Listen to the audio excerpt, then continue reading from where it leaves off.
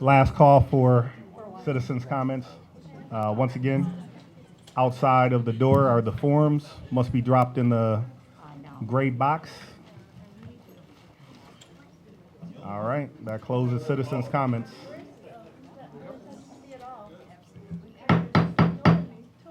All right, we're going to officially call the meeting to order at 7 p.m. We'll start by introducing, having our Board of Education members introduce themselves. However, I'm going to do something different today.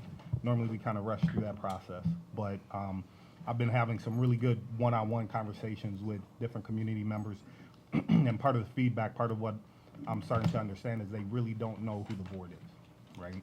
So often you hear the term the board, the board, the board, and it's almost like the Borg for Star Trek fans, right? And so what I've come to realize is they really don't know us. They don't know what we do day to day. So what I'd like to do is have each board member introduce themselves, tell us what your profession is, yep, if you have children in the district, and then what your favorite Thanksgiving dish is. Okay. So we will start to my right. With me. Actually, we're going to start with Josh Patterson. So, Josh and Saeed, since you don't have a profession yet, tell us your favorite subject in school. Josh Patterson. I'm a student voice and action co-chair. My favorite subject in school would be AP Psychology, and then my favorite Thanksgiving dish right now is rolls. All right. Yeah. Rolls. Roll. He's a basic man. That's right. I'm Saeed Pawar. I'm a SVA co-chair, and my favorite subject at school is history, and my favorite Thanksgiving meal is probably mac and cheese. Nice. All right. Very nice. I'm Judy Westra. I am a supervisor at Ford Motor Company, and we'll be celebrating my 20th anniversary there in 3 days. Nice. I have 2 children, one of which has graduated and is a junior at MSU, and one which is a senior this year. And my favorite Thanksgiving dish is probably a dish that my family calls Hello Kitty's Super Mario Brothers baked squash. Because when the first time that I made it, the kids decided that that's what it had to be called. That's awesome. Because it was that good. Is that good? Love it. So I'm Patrick Kehoe. My day job is I lead a product management team for a software company in the customer communications management space. I have 2 kids. One is a graduate of Canton High School and is now a student at Kalamazoo College, but is doing her study abroad in Chile right now. And my son is a senior at Canton right now. And my favorite Thanksgiving dish is my wife's cranberry relish with fresh ginger. Nice. Good evening, everyone. My name is Anupam Chugsadhu. My daytime job I recently retired from as a K-12 educator. But I've taken that time up with other things such as board work and Michigan Association of School Boards, Board of Directors.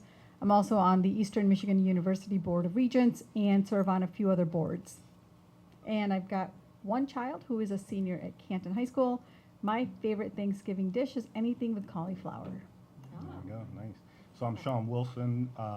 My day job is I'm president and CEO of Boys and Girls Club of Southeastern Michigan. We serve about 15,000 youth a year. 8,000 of them are members. And we focus on economic mobility for our youth. I have 4 kids, a couple at Pioneer, a couple at Canton, and my favorite dish is dressing. Not stuffing, dressing. Google it. There's a big difference. Good evening, everybody. My name is Lauren Christensen. I am an interior designer at a local architecture firm. I have 2 children in the district. They're at Smith Elementary School, so 3rd grade and 5th grade. And my favorite Thanksgiving item is really tough because I like it all. I like the leftovers mostly, but if I had to pick, I'll say green bean casserole. Very nice. Yeah. My name is Cheryl Picard, and I have been a stay-at-home mom most of the time. I've also been an assistant preschool teacher. I have, and you could say almost a professional student. I have many credit hours. And I have 4 children that went through the district. The oldest is a professor at Lafayette College in Pennsylvania, and she's in chemistry, computational chemistry. And then I have a son who graduated. He owns a gym in Grand Rapids, and he is teaching also at Grand Valley. And then I have my 3rd one is a nurse at the Cardiac Hospital at U of M. And so if you end up there, he'll take good care of you. And then the 4th one is a senior engineer at Kenworth in Seattle. And they are all married. And I have a stepson who is a teacher, and he teaches high school math. So, and my favorite Thanksgiving dish is pumpkin pie. Hi, my name is Patty McCoy. During the day, I teach, currently this year, I'm teaching 6th and 7th grade math in Detroit Public Schools Community District. I've also taught social studies and ESL. And I have 2 children who graduated from Salem High School. They went through Smith and then West. They are both college graduates. One works at a car company, and the other is a very well-educated comedian. And There's a lot there. There's a lot.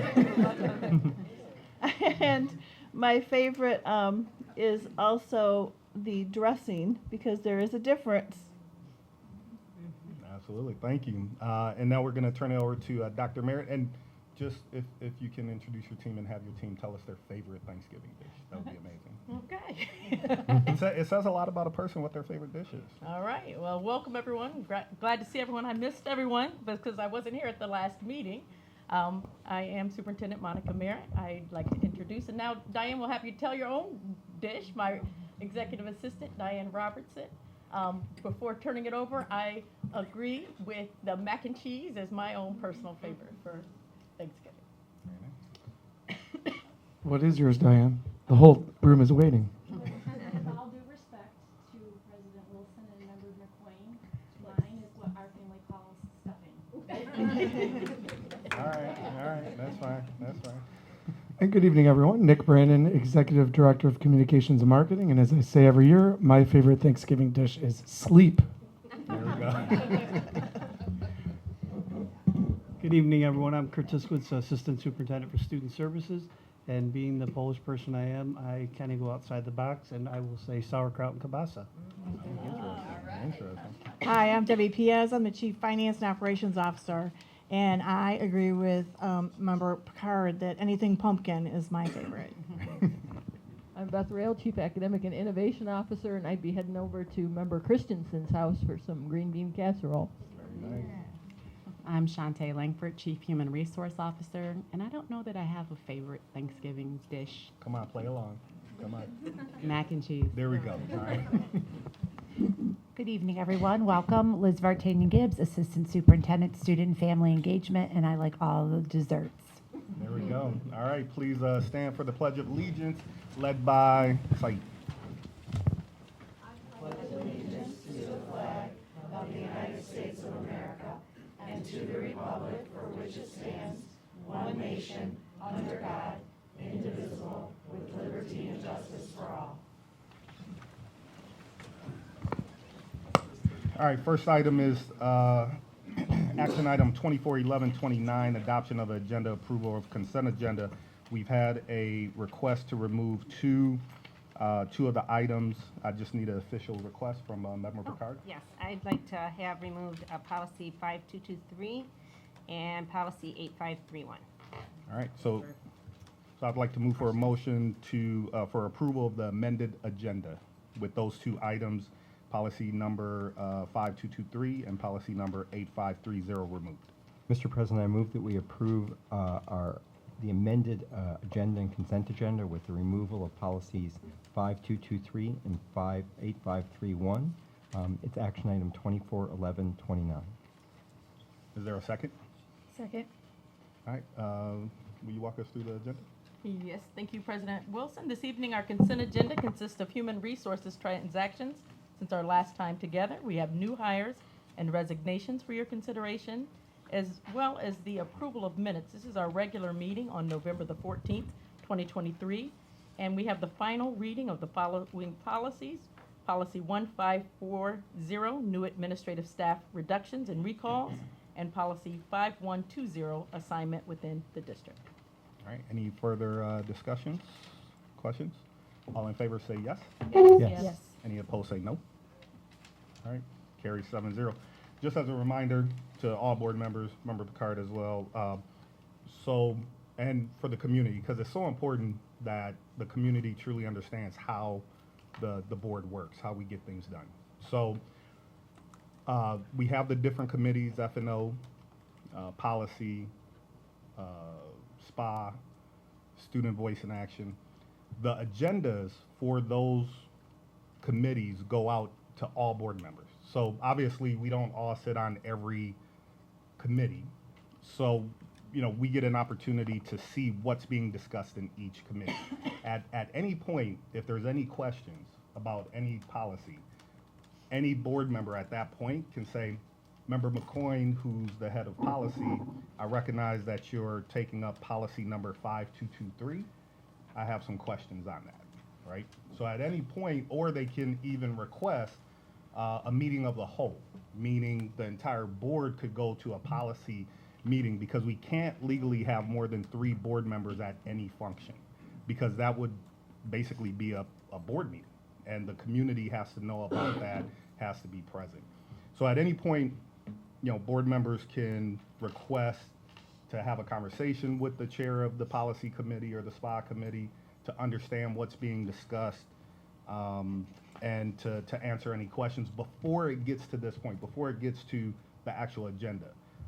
Because we want to make sure that we're not constantly pulling things off the agenda. I think that sends the wrong message to the community that, hey, what's wrong, right? I've actually had this where there was something pulled off of an agenda, a community member emailed and said, such and such board member pulled this off the agenda, what's wrong? What was wrong with that? Why was that pulled off? Nothing's wrong with it, right? At the end of the day, the board member chose at the last minute to request that agenda item to come off. So it's really important to be transparent as a board. It's really important that we understand how the board works and how the system is, because I don't want to send the wrong message that this is the second week in a row or a second meeting in a row that policy item is being taken off. There is full transparency. Every board member up here sees what's going through policy, even if they don't sit on policy. Every board member up here sees what's going through F&O, but as it's going through F&O. There's no smoke and mirrors. Everything is super transparent. So my request to not only Member Picard, but everyone is pay attention to the emails coming through when you see the agenda. If you have any issue, it's your right as a board, and you should take it up. One of the best things to do is to actually request to go and sit in on that meeting as they're having a robust dialogue, a robust conversation. But once again, I always say this is about the business of the board. I want to make sure these things run smooth. Taking agenda items out of the consent agenda is not a good look. It sends the wrong message to the community. So I do want to cut back on that. If there's any questions, just let us know, and we'll always be open to answering them. But I just want to cut down on this. Now, once again, it's any board member's right to request any agenda to come off at any time. That's not the issue here. The issue is we want to make sure everyone understands why it's being taken off. It's a last minute takeoff. It's not that it was lack of transparency. All of this has been super transparent. All right, so with that being said, we're going to ask Ms. Langford to walk us through hires, resignation, leaves, etc. All right, thank you, President Wilson. So this evening we have 2 new hires who are actually not new hires. They are moving from other positions from the administrative assistant rank as well as the paraprofessional rank. So when I call your name, please stand and be recognized. We have Sarah Richards. Hi, Sarah. Sarah is being recommended this evening for the technical coordinator pupil accounting position under Kurt's department, which she currently works under Kurt's department, but different role. So congratulations, Sarah. All right, and then we have Lisa Rasmussen. Hi, Lisa. Lisa is being recommended this evening for the Executive Assistant to the Chief Human Resource Officer, so we are excited to have her move into that role. All right, so congratulations to both candidates. I will hand you your candy bars here, and if you want to leave, you are free to do so. Thanks. That concludes our portion. Perfect. Thank you. All right, on to celebrating success. Member Christensen is leading us today. Vice President Christensen is leading us today.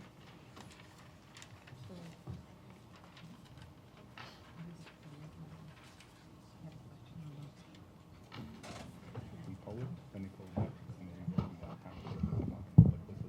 Okay, I have the honor and the privilege to present 2 awards this evening.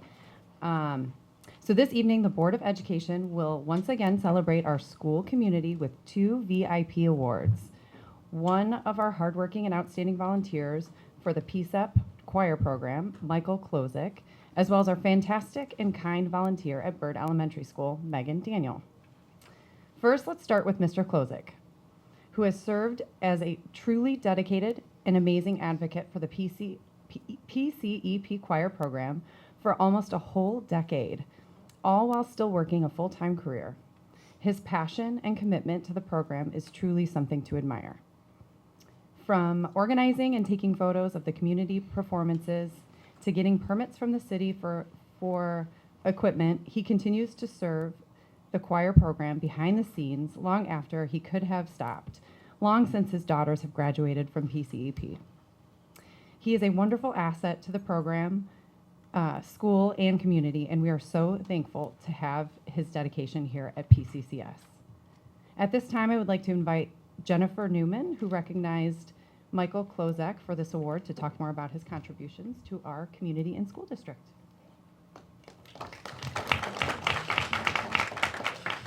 So it's an honor just to be here tonight. Thank you so much for this opportunity to recommend a wonderful choir parent. I'm very blessed to have lots of choir parents serve the students in the program, and sometimes I get one that stays on after the kids graduate. So Mr. Klozek pulls permits from the community as an engineer, and like if we have an outdoor fundraiser, he can work with businesses. He's just done everything you can imagine, like you said, from photography to setting up and building stages to fit inside of a restaurant so the students can perform on stage in there, and just being in there and collecting money. And if there's something that is a need, he is there, even so much as just driving up to the school a couple days ago to drop off something that we needed for an Oakland University gig that night. So selfless and just a wonderful representation of the choir program and the students that are in it. So thank you so much for the opportunity to recognize Mr. Klozek.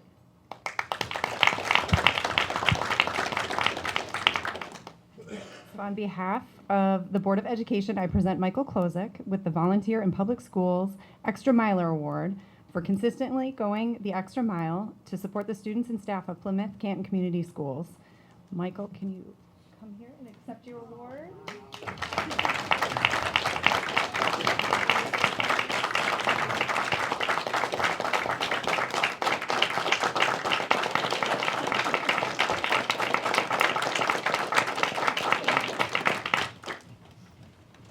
I'd like to continue the Mutual Admiration Society here. I've been with the choir program since 2014 when I heard them sing at Kirk in the Hills when they came back from their trip to London and England and their first overseas trip. It's a fantastic group. They're wonderful to listen to, but the interesting thing throughout all the years is consistency.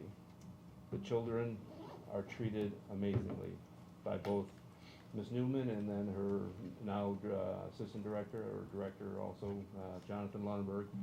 They take great care of them. I've been preceded by many great board members to be able to be a part of this great troop, to be able to help raise money, help raise funds, and the community has been terrific in their support also. And the other thing is the quality and the consistency to the quality throughout all these years. It's just fantastic. As a matter of fact, after the London trip, correct me if I'm wrong, one of the tour directors saw a video of everyone singing in London, and they asked that you go to Italy to sing. Is that correct?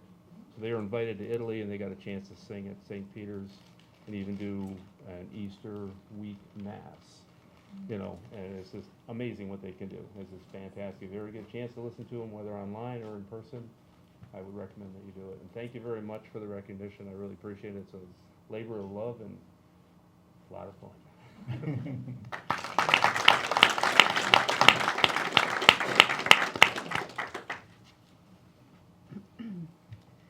Thank you, Mr. Klozik.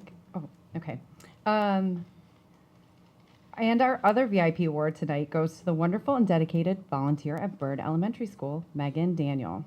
She is involved in a plethora of school activities like coordinating the yearbook, back-to-school signs, seasonal decor, student crafts, and so much more.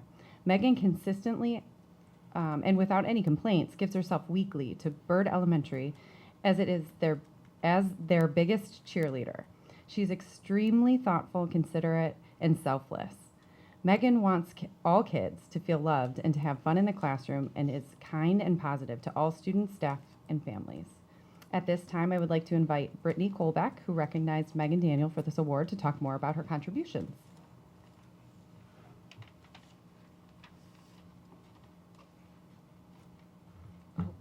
Sorry, I was not prepared to talk.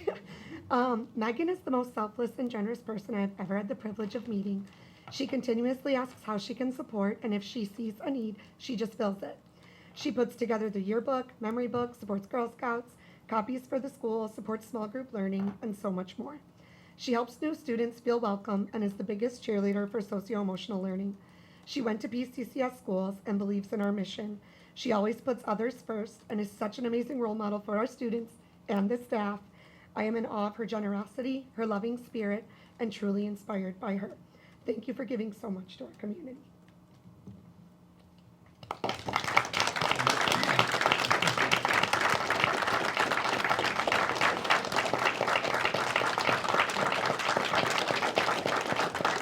At this time, Brittany, would you like to say a few words for your award? Congratulations. Yeah.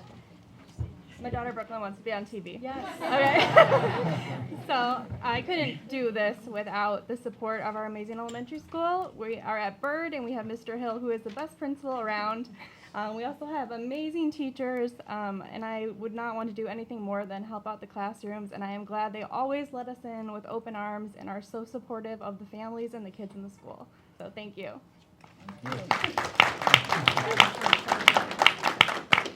Does your daughter want to say anything? You want to say a few words? Just wanted to be on TV. On behalf of the Board of Education, congratulations to you both. Thank you. Thank you.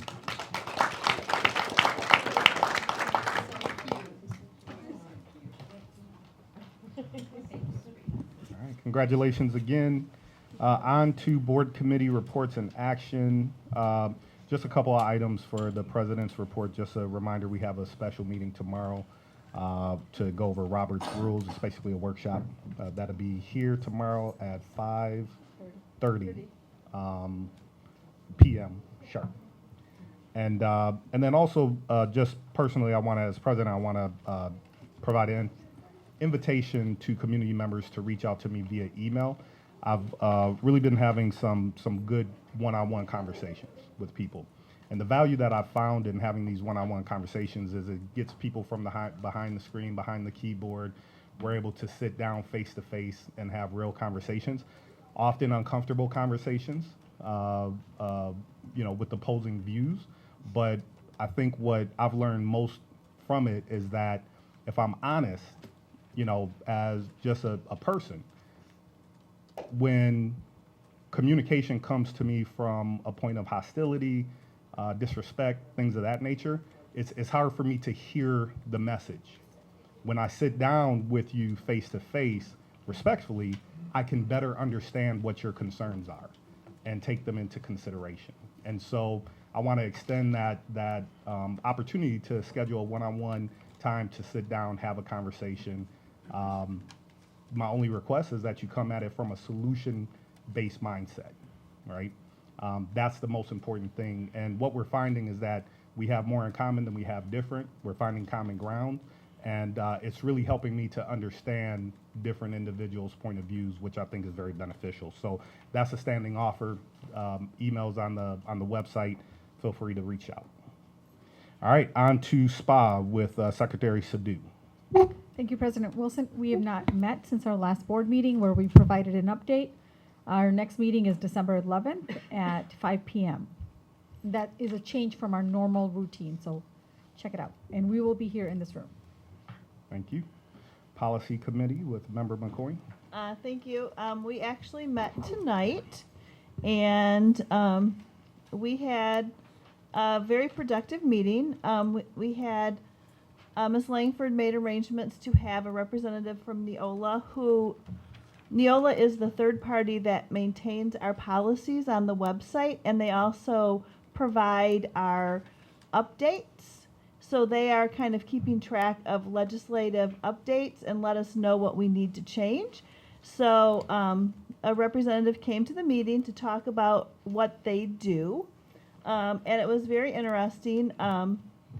So we've had some questions from people, and before we get policies from Neola, those policies are written by their legal teams that use that. So all policies that come to us from Neola have been vetted by legal prior to us seeing them. So that was interesting news. And they also provide a warranty on the policies that we enact that they have provided to us. So the warranty is that their policies are compliant with the law, and they will then back the district up if there is an issue after we've enacted a policy. So that is one of the benefits of using a third-party service, because they do all that. And then we had some discussion about what you could or could not change in policies, and what we could do to show that we have reviewed policies but not necessarily had a change. That wasn't necessarily, we didn't get a real answer, but he will check back and give us an answer. So then we also had our legal counsel came to the meeting, and we discussed some changes to some of the ad hoc and citizens advisory committees, put some language in there to make them clearer on what their purposes are. So, and then we kind of ran out of time at that point. So we did not get to any of the other policies we had on our list. We will move them to the next meeting. And then our new business is, because at the last meeting, Member Sadoo had said the SPA is now discussing Starkweather. We wanted to just at least pull out policies that relate to Starkweather. So our next meeting is December 12th, and it is at 5:30. It's also the night of our next board meeting. It is all the way down the end of this hallway in the collaboration space, and everyone is welcome. Yep, just to underscore that, for each committee, the community is always welcome to come in and sit in. All of the meeting times are always posted here on the agenda, so, you know, once again, full opportunity to sit in and see how the sausage is being made, as they say. All right, Finance and Operations, Patrick Kehoe. So I was not here for the last F&O. Lauren, do you want to? Yeah, I can give an update. So I just want to give a shout out to our SVA student liaisons who have been attending our F&O meetings. So we had some representation at our last meeting as well. A couple of the items that we discussed at our last meeting were around the status update of the Tanger property, around really what the conversations with Northville Township around how that would be developed as a residential site. We also discussed the bid package HS-4, which is on our agenda this evening. So you'll see a presentation and the bid awards and recommendation for those projects. And we also talked about a bidder within that bid award. There was a special conversation around ASI asphalt. So our next meeting, though, is on December 7th at 5 o'clock, 5 to 6:30 here in this room. Hope to see you all there. All right, SVA, Josh and Saeed. At our last meeting, we worked to see what we would move forward with going forward on and what we would really tackle going forward in our coming meetings as students working with the board. And then we also We've recently had our liaison start going to other subcommittee meetings, and then, So, as Lauren stated, or Member Christensen stated, we have students going to the other board committees. So, if anyone else wanted to give updates with that from any of the other two committees, you could as well. Other committees, any SVA members sitting on F&O? Yeah, or SPA? yes, we had 2 members sit in on SPA, but I reported out on that during the last meeting. okay, and then our next meeting will be on Monday, December 18th at 6 p.m. Hope to see you there. All right, thank you, guys. Administrative reports, recommendations. First up, Superintendent's report. Thank you, President Wilson. I mentioned at the beginning that I missed everyone at the last meeting. It's because I had the privilege of representing our great state of Michigan in Washington, D.C. as we bring closure to this year of the National Superintendent of the Year Award. It has been an honor and a privilege to represent P-CCS during the gala this year. It was so exciting. I had the opportunity to meet again with the U.S. Secretary of Education, Dr. Miguel Cardona.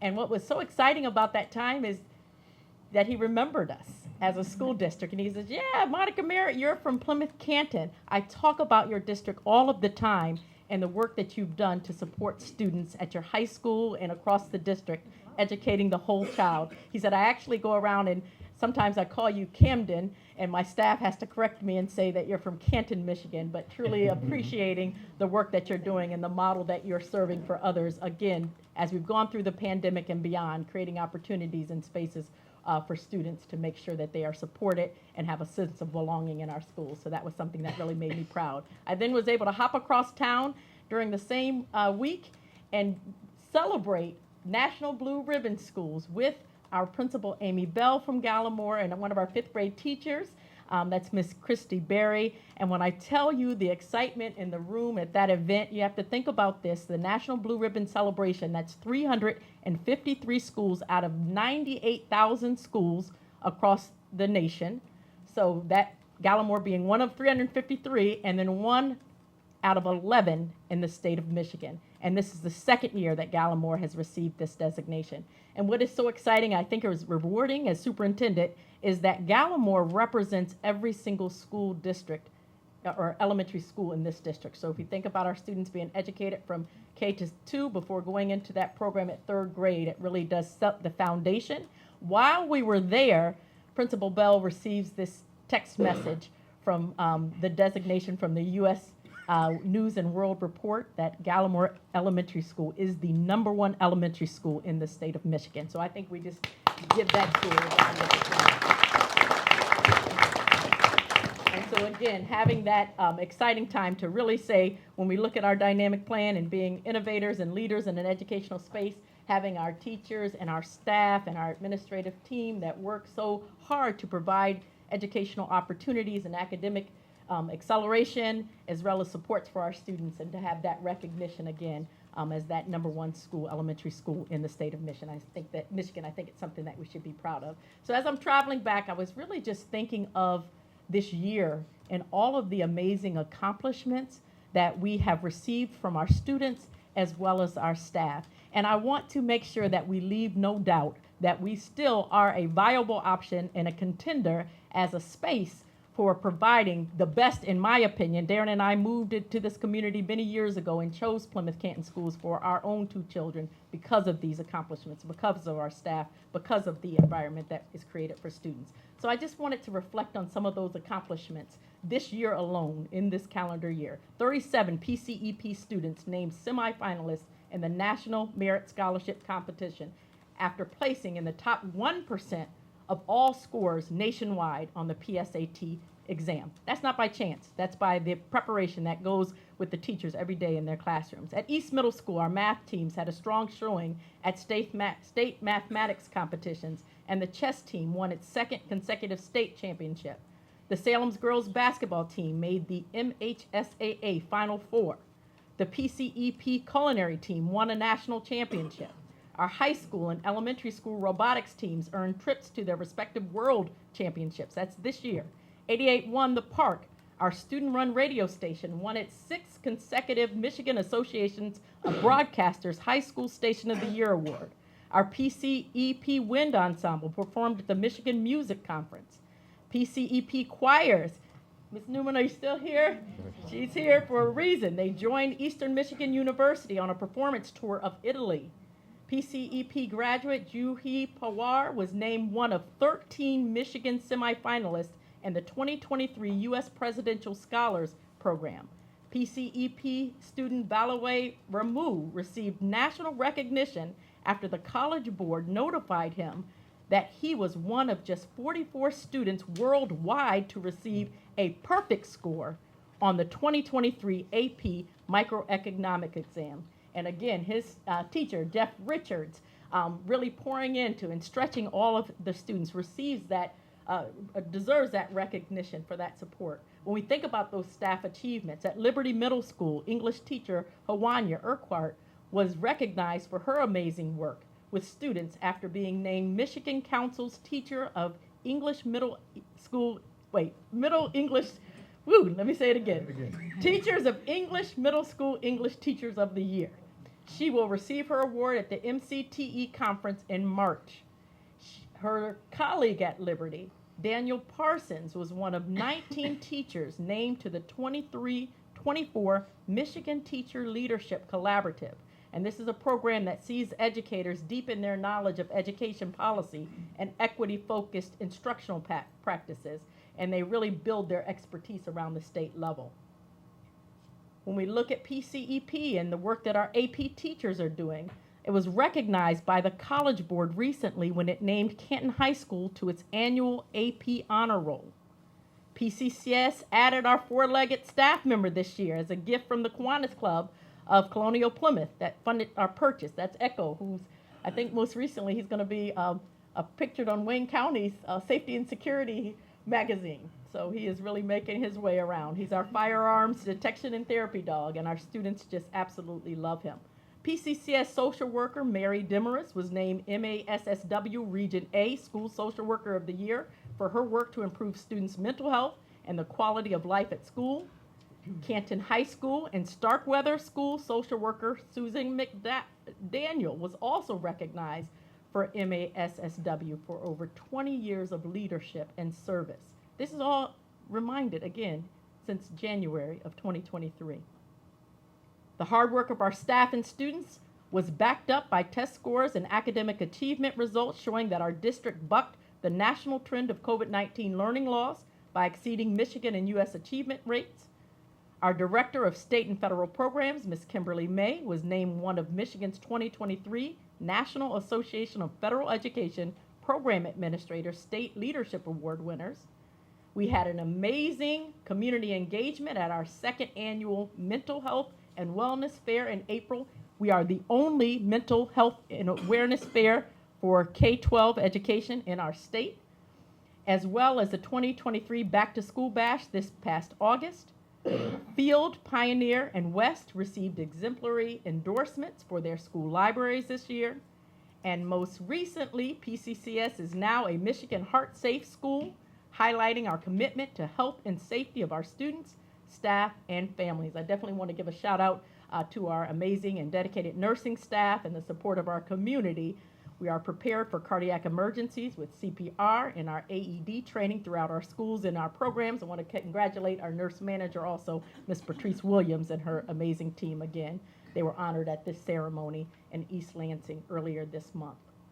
As we continue to thank our community, this, as I said, can't be possible. The success of students can't be possible without their teachers, their staff supporting them, and 100% their parents, families, and our community. And when we think about our bond work, we continue to make progress on the new 35,000 square foot facility that includes a natatorium and a multi-purpose room that's going to take place at Plymouth High School. If you haven't had an opportunity to drive by and see it, it's an amazing building, and I can't wait for that to open up and be accessible to our students and our community. Isbister Elementary is going to soon see its addition, consisting of a new gymnasium and 2 additional classrooms that have been completed, and we've been following this bond work over the past few years. That similar work is occurring right now at Isbister Elementary. We have planning that's underway for the district's innovation hub. Something that I am really proud of, it wasn't this year, but last year, is that opening of the innovation period at elementary schools, and we're really preparing our students for future jobs that don't exist now at this time, and the innovation hub is actually going to be constructed. This is a 5,000 square foot addition to Canton High School that will get underway in early 2024. We also have in this space, it's going to serve as a base for STEM and career and technical education, robotics, AI, and other tech-related areas that are really going to help, again, to prepare our students for the careers of the future.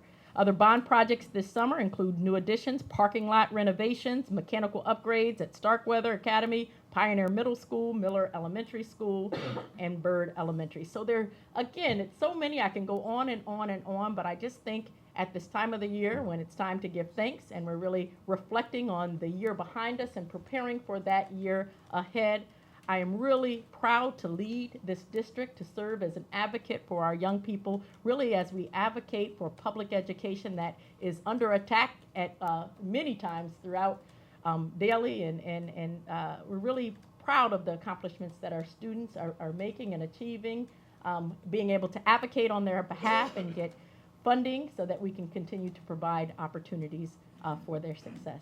So again, just wanted to take this moment to highlight some of their successes and encourage the support of our community to stay united behind our students, because that is what they deserve at this time, so that they can continue to really thrive. And I was going to say learn, prepare, and thrive, but not trying to sound cliche, but I truly do believe that we have that opportunity for them to learn, prepare, and thrive. And as we look at our theme, continue to reach higher. So just wanted to reflect and remind everyone that why P-CCS.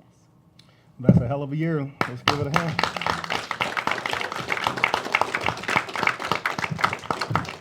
Whole lot of goodness, whole lot of goodness. All right, finance and operation with Ms. Piez. Thank you.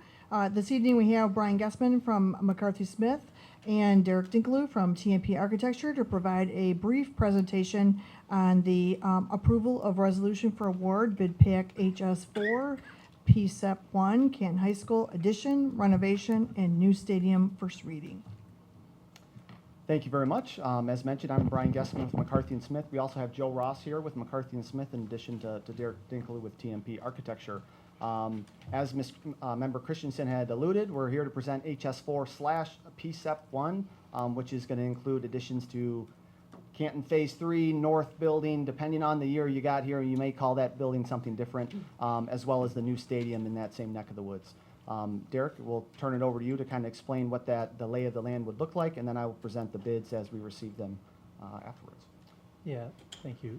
So as Brian said, this is the new stadium, the third stadium, and the addition to Phase 3. So that's up in the northeast corner of the park, just east of the parking lot near Salem and Phase 3. So the stadium will have the football field, striped for other sports, and the track around it, bleachers on home side and visitor side. And the total seating count for those bleachers is 1,768 people, a little under 1,400 on the home side and a little over 400 on the visitor side. And then between the stadium and our addition is a plaza, entry plaza, to go into the stadium, but then also feeds into the addition. And if you want to go to the next one. So this has flipped, so now Joy Road is to the right there. And down on the bottom of the addition there, you can see 2 team rooms with restrooms, and then men's and women's bathrooms. And all those spaces can be entered from either the stadium side, from the outside, or from the addition side on the interior, depending on what the function is. at the facility. And then there's also concessions and tickets there. You can see the connecting corridor. So really the main corridor in phase 3 gets extended out and becomes a main entrance. And then above that corridor is the multipurpose room. And that multipurpose room is sized the same as the multipurpose room that is currently under construction at Plymouth High School. So this always gets to that fine print time of the presentation. So we do our best to present it as well as I'll walk you through. So we've kind of segmented this bid summary in a couple slides, and I'll walk you through that. This is basically highlighting all the bids we've received at time of bid. So we did receive bids on November 7th and then presented this to the F&O committee on November 21st, I believe, and are presenting this to the board today. Happy to say we received in totality 116 bids, oftentimes ranging in quantities upwards of 3, 4, 5, and as of the earthwork and site utilities package, upwards of 10 bids, which is excellent. A lot of that we feel has to do with the proposed schedule, which we'll kind of talk through at the end of this presentation. There are a couple items that I do want to present. Of those 116 bids were received, 10 of those companies were women-owned, 1 of those were minority-owned companies, and then 53 were union, and 63 of those were non-union companies. Of those bids received, you'll see a couple of asterisks today, one of which is asphalt paving. So you'll see we have listed as best asphalt. You'll notice 3 asterisks indicative of the 3rd low contractor. Member Christensen kind of touched on it at the beginning of this meeting. There were issues with both the low and then the 2nd low contractor in which we could either not qualify them or they had gross errors as part of their proposal, and thus we did a post-bid interview with best asphalt and are recommending them today. The other is concrete flat work. We are recommending DSP contractors. They are the 4th low contractor, and in this case, we went through 1st, 2nd, 3rd, and the 4th contractor is the only one who actually had the entire scope of work included, and therefore are being recommended here today for consideration. The others are not necessarily asterisked, but I do want to bring your attention to a couple bid divisions. We call the bid divisions as far as the scopes of work, that we only received 1 bid, one of which was athletic equipment. That tends to be a very unique scope of work in which there's just not a ton of contractors doing that type of work. Based on the contracts we've received and let for this district over the most recent history, certainly falls in line with the budgets that we've received, as well as, again, it's a unique scope of work, so not a total shock that we only received 1. The other item is, if I can follow along here, is gym bleachers. That contract is worth $17,580. That's relative to the multi-purpose room. Again, that is a kind of a unique instance where there's not a ton of contractors in that marketplace. Also falls well within the budget that we set forth in the beginning, as well as it pretty much matches what we're doing over at Plymouth High School as we speak today. With that, I'm going to kick it over to the next slide, which is alternates. So oftentimes alternates will be offered. Sometimes they're deductive alternates. Sometimes they're additive alternates. Alternate number 1 is a deduct, and so you'll see we're proposing that not to be accepted today. That's a credit of $12,500, and that's for the electrical bid division. Bless you. The spirit of that alternate is to, if we elected to not need a generator during this power transfer process, if we didn't need a generator, the district could essentially save $12,500. Ultimately, you can still take that if we get to a point where we don't need it. The cost is identified, but for the sake of the existing pool, pumps, life safety, obviously that work would take place when students are not in the building, but nonetheless things that need to maintain running. We have that number if we elect to accept that alternate at a later date, but for today's purpose, we're recommending that not be accepted, meaning we keep the standby generator inside of the bid proposal as part of the base bid package. And then alternate number 2 is the proposal for logo replacement in potentially 2 fields. That is from the synthetic surfacing contractor from AstroTurf, totaling $17,194. And then you'll see on our bid summary that we are recommending that to be accepted as part of this proposal. That brings us to our budget summary. So we've worked back and forth.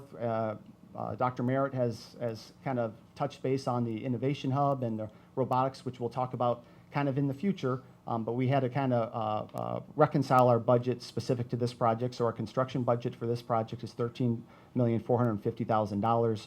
Our total award recommendation today is $11,352,256, with the proposed positive variance of $2,097,744.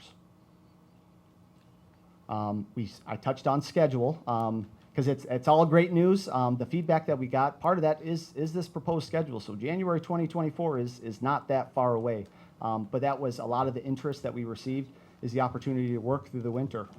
Summertime becomes a very busy time for everybody, inclusive of contractors. So to be able to potentially start earlier in the year, work through the winter, became very advantageous for a lot of folks, and I think you see that reflected in the quantities. We don't often get 10 bids per category or 5 bids per category. I'd love to say we could get used to it, but we'll take that as it comes and enjoy it while it lasts. But we would plan on breaking ground in January. The stadium completion, we would plan for fall of 2024.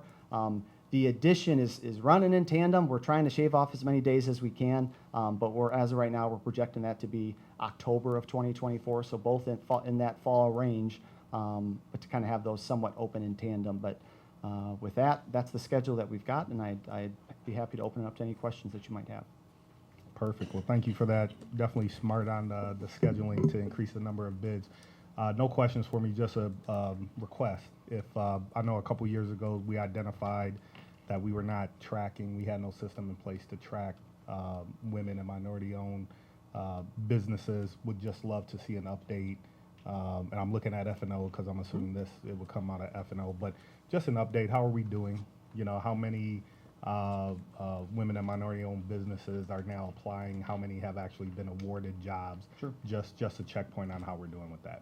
Which is great, and I can answer part A of that question. Perfect. So based on that conversation, we've added a lot, and I know it's small print, but on the far right-hand side, we've started kind of categorizing that. As we receive bids, we'll see those totals. So after you see the number of bids received, of those 116, 10 of which were women-owned companies, 1 of which were minority-owned companies, and then we go into the union, non-union. As part of this, I don't have this in the presentation, 2 of the recommended awarded contractors are women-owned companies.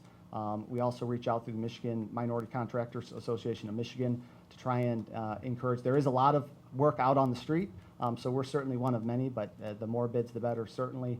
And if there's any additional information, we can certainly help try and provide or gather. Okay, sounds good. Perfect. We'll go to the left with Member McCoy. I don't really have any questions. I would just like to thank again the community for passing Bond 2020, which is allowing us to do this work, and remind people that some of the impetus behind a 3rd stadium and the natatorium was to also support our middle school sports. Agreed. Our middle school principals were very collaborative in that whole process of needing a track because we lost a track at Central and also lost a track at the park, PARC, the pool. And so this is also to help support our middle school athletics. Fantastic. Member Carr. I have no questions, but thank you for all your work. Vice President Christensen. No, as we mentioned, we discussed this thoroughly, excuse me, at F&O. So no questions for me this evening. Thank you. Great. Secretary Sadhu. No questions, but just want to thank and just echo President Wilson's comments about documenting, getting more bids first of all, and then documenting where those are coming from, making sure that we're diversifying our construction companies and people who are doing the work. And then the other thing I want to touch on is what Member McCoy said with regard to how this is working with regard to community input. So there's a lot of chatter out there. We don't need a 3rd stadium, or people are just making these decisions flippantly. And this really came out of a lot of community work, of which Member McCoy at that time and another board member went out into the community and did a lot of public forums, got a lot of feedback from staff, students, community members. I mean, this is a community-led event. And I just want to thank everyone that participated in all of that work from the ground up to where we are today. and then also passing the bond. So I'm grateful all around for everyone getting involved in this work. So thank you for the update. I look forward to, what is the September 2024 date? All right. So Keep going. just some additional context around that. In addition to all these bond projects, these things have got stakeholder input from the athletic directors, from all the stakeholders that be involved, parents, teachers, students, community as part of all these things. So there's many, many opportunities, not only when we were considering these things for the bond program, but for each of these projects. And that's why we see sometimes these things are adjusted in terms of the scope. Originally, we were going to have the Innovation Hub on phase 3. But through conversations that we had with the stakeholders, it made more sense to move that Innovation Hub to the CTE wing at Canton. And it's going to be a better program, and it, is aligned from a cost perspective. So there's absolutely collaboration that happens throughout the whole process here. So I want to thank everybody. This particular thing has probably come before F&O at least a half a dozen times before we finally settled on this process, and we're really excited to see it here. I did miss the last meeting, so my anal retentiveness is going to be missing. Can you change gym bleaches to gym bleachers? Absolutely. Member Westra. No real questions, just thank you for all the hard work, and thank you for the community for continuing to support the school district and the bond work to all these improvements. All right. Thank you, Jen. I'm sorry. Thank you. I have no questions, but thank you for all your hard work. I have just one question. I don't know if you know the answer to it, but do you know how many accessible seating options there are in the stadium? We do have that, and that gentleman who can answer that is directly to my right. Yeah, so the bleachers will have wheelchair positions in them. And so in total, there's 18. So 12 on the home side and 6 on the visitor side. Thank you so much. Yep. Great question. All right. Thank you, gentlemen. Thank you. All right. Just a reminder, that is, all right. Sorry. Student Services, Kurt Tiskowitz.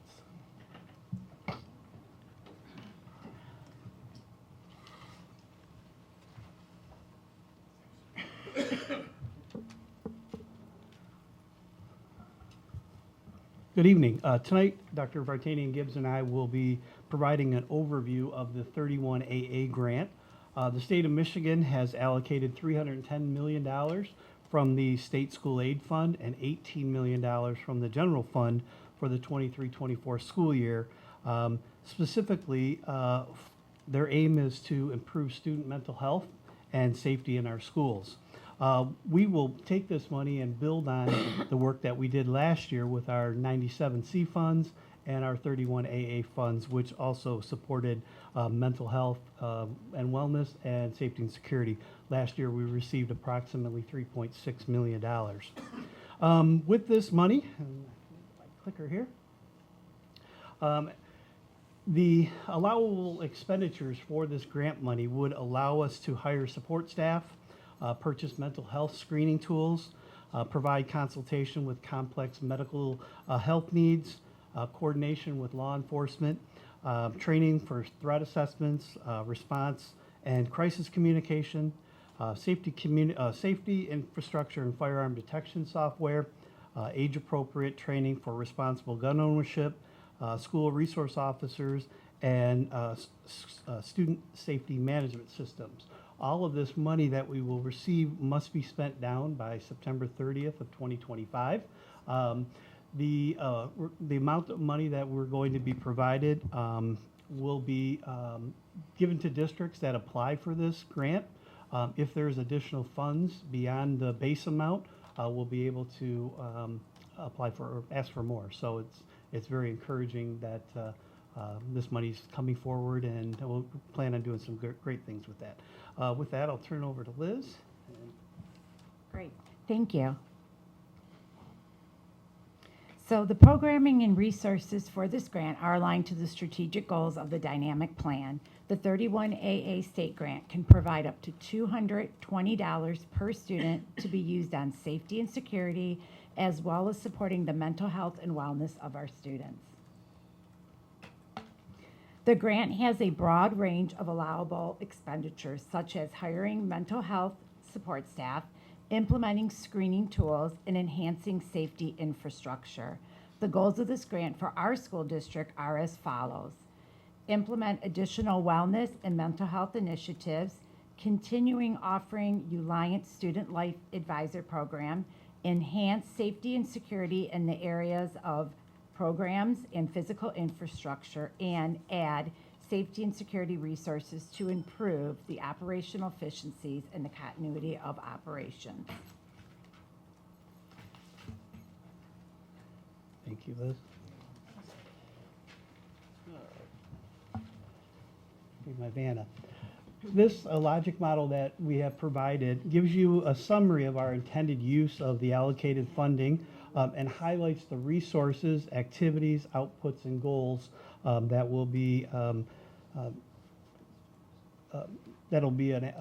attained through this grant money. The plan involves ongoing improvements to security and infrastructure, encompassing the building access control system that we currently have in place, the camera systems that we currently have in place, the intercom systems, and the glass protection systems that are going to be installed into our secure vestibules.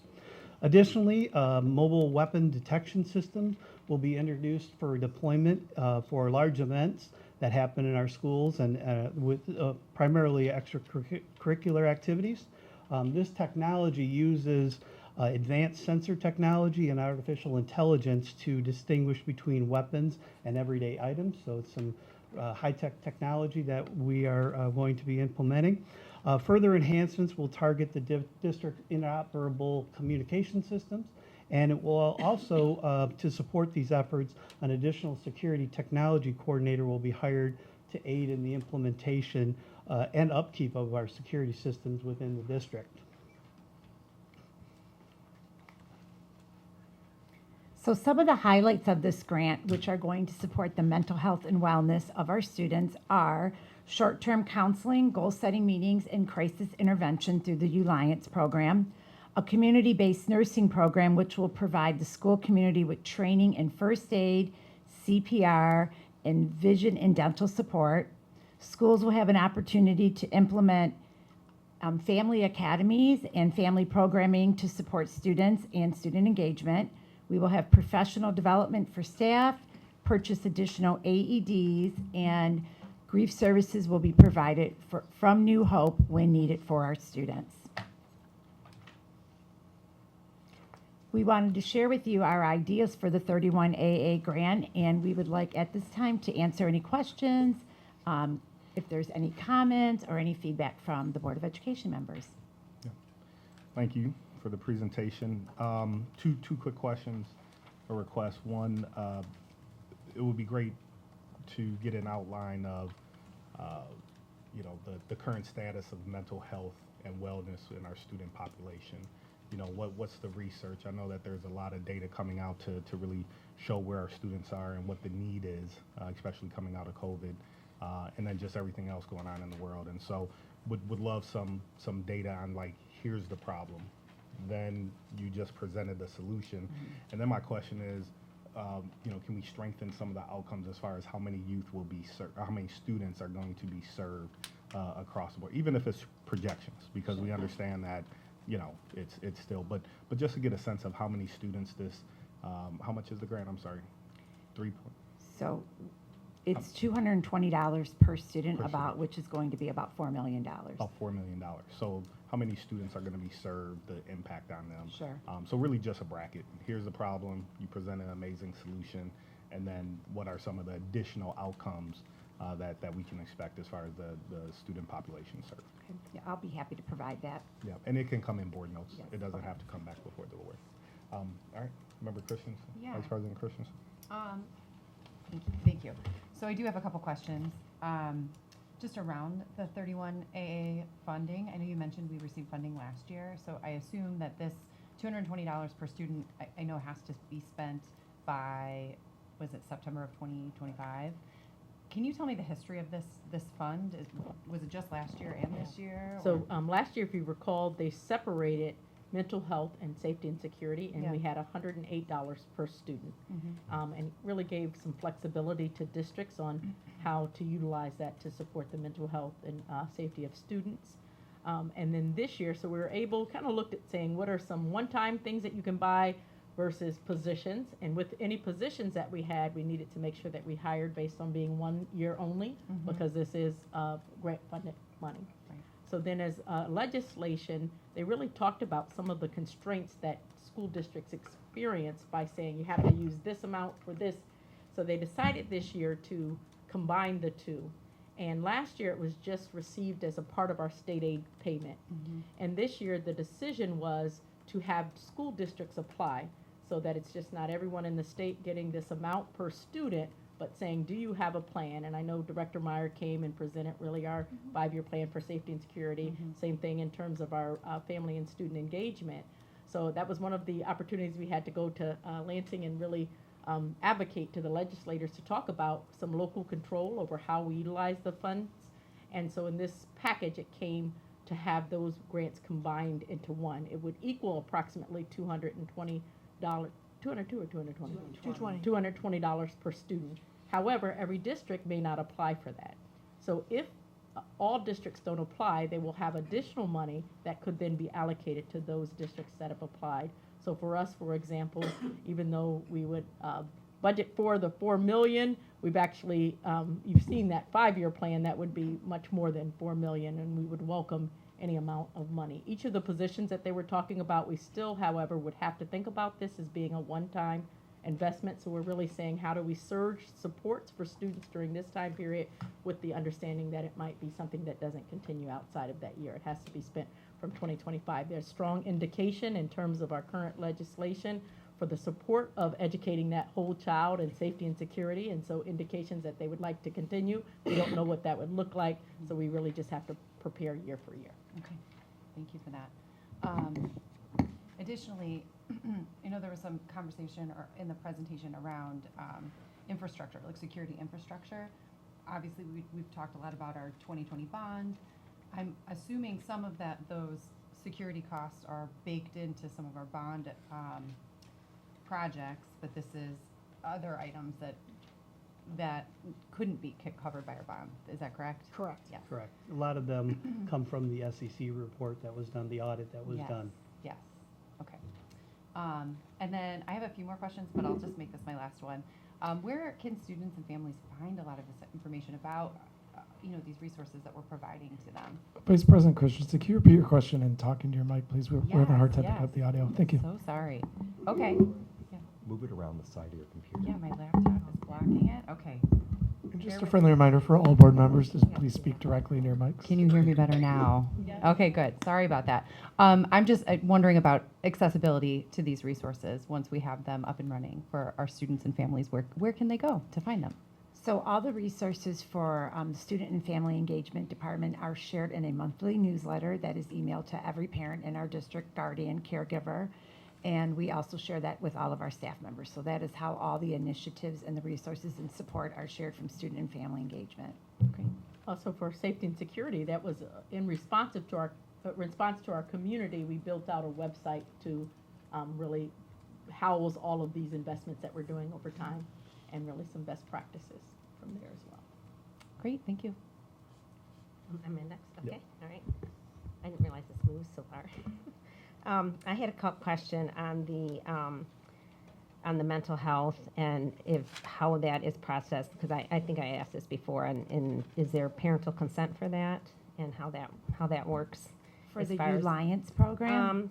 For both. I have a separate question for the Alliance program. Okay. Is that the program So that will be we through? use the Alliance Student Life Advisor Okay. program here in our district. This is our first year of using it.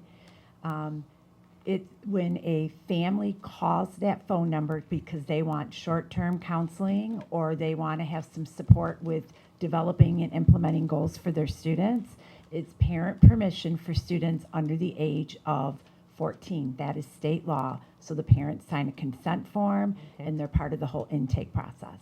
Okay, so that resource is given to the parents. Correct. Under It's that in the age. newsletter that Okay. we share with families. I'll put the next newsletter in board notes so that you can see what it looks like Okay. and how All right, we that'd be share it great. with parents. And a lot of our mental health specialists here in our school district have the information too if they're working with a family and they want to hand it right to them.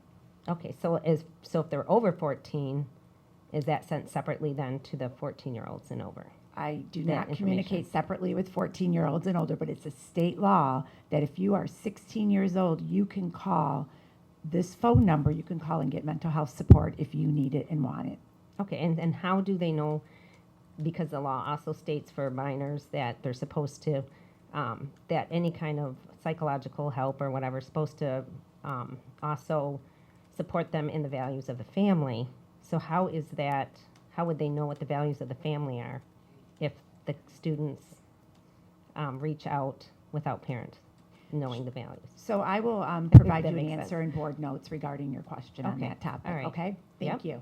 I think in addition to that, when you talk about the mental health evaluations and testing, any of our school-based mental health providers have to work with parents for consent Absolutely. before, for example, if we're doing a threat assessment, then they have to have parents sign off on that waiver to allow that threat assessment. If it is something that we as a district with our mental health providers can't provide, so a student has conduct that's either threatening harm to themselves or to others, and we have to work with an outside agent, the parent or family member must provide written consent that would allow our school-based staff to speak with their doctors or work with, any level of support outside. So in addition, we must follow the law, and with our practices for our own staff, they must have parental consent in order to do any type of testing or evaluation for threat assessments, for example. What about for regular assessment, like for educational purposes? Like they're struggling or something, or something else is happening, sign of depression or something? So all of those would be where you're looking at mental health. So it's something that's,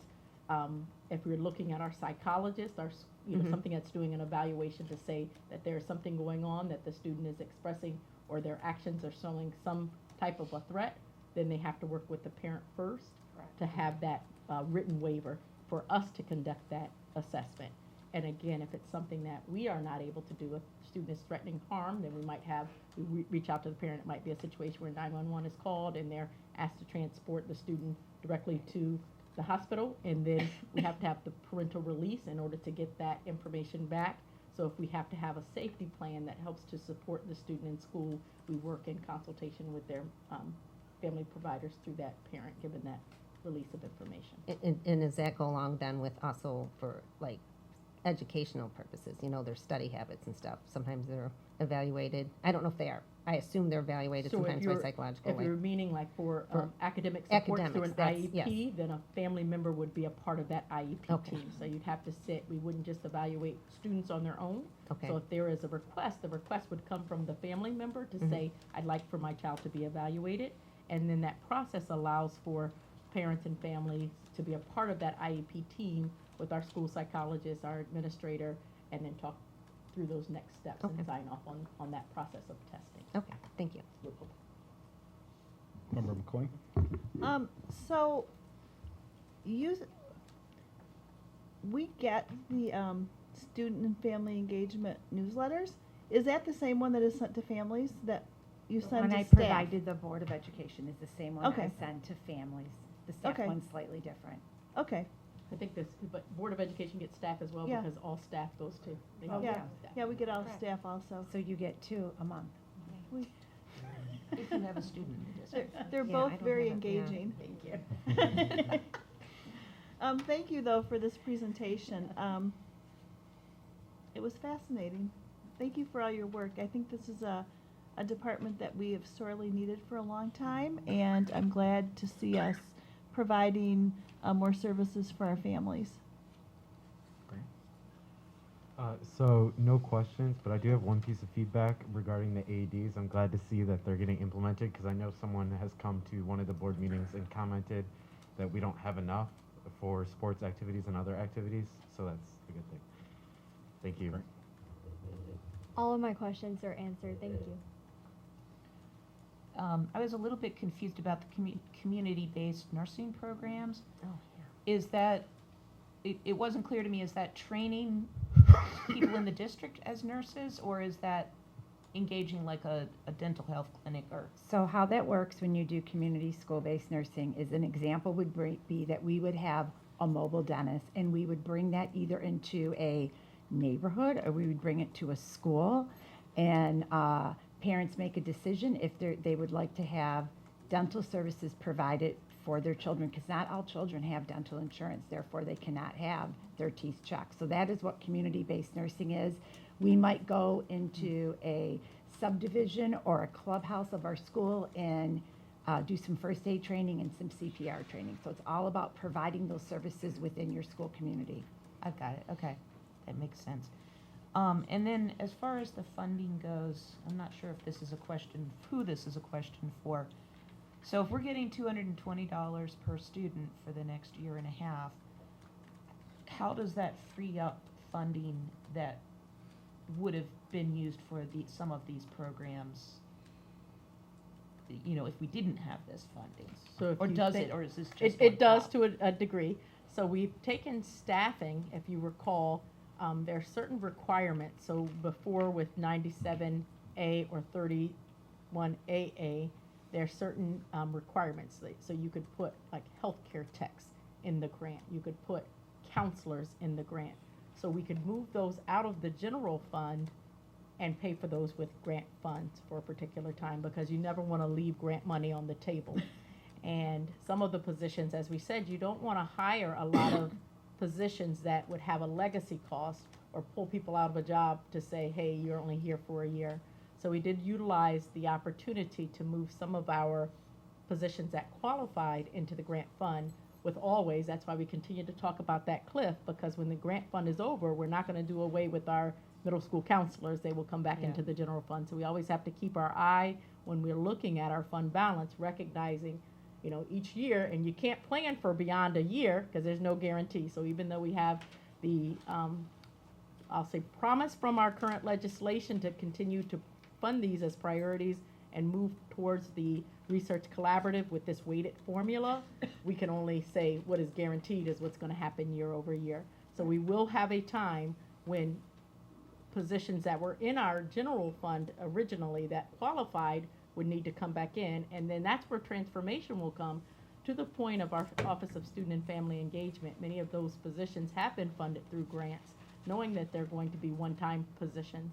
And the idea would be when we get to a place where things are back in the general fund and we will have to cut because we have to sustain other programs, is really looking at the data over time to say what is worth the bang for the buck.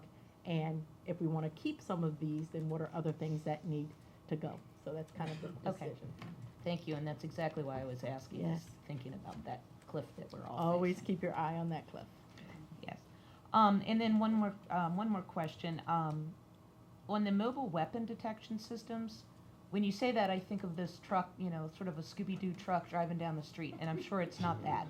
What is a mobile weapon detection system? So think about when you go through the airport, for example, you go through a device that will scan your whole body. And these are portable units that we could set up, you know, when we have large crowds that when people walk through them, it looks for weapons versus common objects. Okay. Are things like that, I'm sure there's maintenance costs. Have we considered the maintenance costs after this grant may end? Yeah, typically we look at like warranties and you know, an extended warranty. And I'll have to get the specifics on it, what the warranty is on this. Okay. All right. Thank you so much. I think that's it. So thank you for all the questions, because you answered a lot of them. I did want to kind of follow up on the topic, Monica, that you and Trustee Wester were talking about, in really understanding the usage of these programs. You know, to know which of these programs and how they're used and what's our population that's being served, to identify where we're seeing success. Because when we have to make those difficult decisions, we want to make sure we're choosing the things that are making the biggest difference. And then the related question on that is, and I think you kind of mentioned this as well, is are we meeting the need? You know, this is a very generous grant, and this is money that we didn't have access to before, but is that enough? So, you know, as you look at all the programs that you're implementing and the work that you're doing, I think it's clear from the security side, we have a really large appetite for things that we'd want to do for security. But as we look at the broader things that we're doing from a mental health and wellness perspective, are there more things that we would do if we had more resources? And I know you may not know that now, and if you do, that's great. But if you don't, that would be one of the things we'd want to have considered as we start examining these programs. Thank you. And then I had, you know, to follow on Josh's comment on the AEDs, a citizen had raised a concern specifically at the stadiums and in the press boxes. Do we know where these AEDs are going to be placed? So speaking of just that, what you're talking about, all of our athletic trainers have AEDs on the trucks that they drive around the park. We already have AEDs throughout this whole entire district at a very high level, according to what we need to with law, but we are buying 4 additional ones with this grant, 1 at each high school and 1 at West Middle School. Okay, and where would they be at in the high school then, or? So there are additional AEDs for the high school where I can give you the exact location of all of our AEDs in board notes to Patrice Williams. That'd be great. It just the comment that came back was a really tragic situation Yes, where, absolutely. You know, because of the close access of that AED, it was able to assist that person. We want to make sure that we've got them where we need them to be. Yes, our nurse manager has met with all athletic directors as well as others at PSEP to discuss the AEDs, the location of them, and where we need to have them. Okay, fantastic. Thank you for the great presentation. Thank you. Oh, this is squeaky. Just to add on some of the data questions, from this last slide where you've got mental health and wellness lists, one, I think it's the second to the last page. There we go. One, I'd like to know, I know Uliance is being used this year. Which of those are being used currently, and which of those are new? And for those that are being used currently, what is the data in terms of, as I believe President Wilson asked, and Trustee Kehoe, with regard to number of students served and what you feel the success rate to be? So if that's possible in board notes. Sure, absolutely. Okay. And then my other question is, with regard to students getting the information, so you send the newsletter out to families. For the students that are 16 or above, are they getting this information with regard to, you have resources available, here are some numbers or websites that you can go through? Sure. So we provided all schools with posters to put by their guidance counseling office or other locations throughout their building. I have not emailed students directly, but they have through all the mental health support at all of the schools.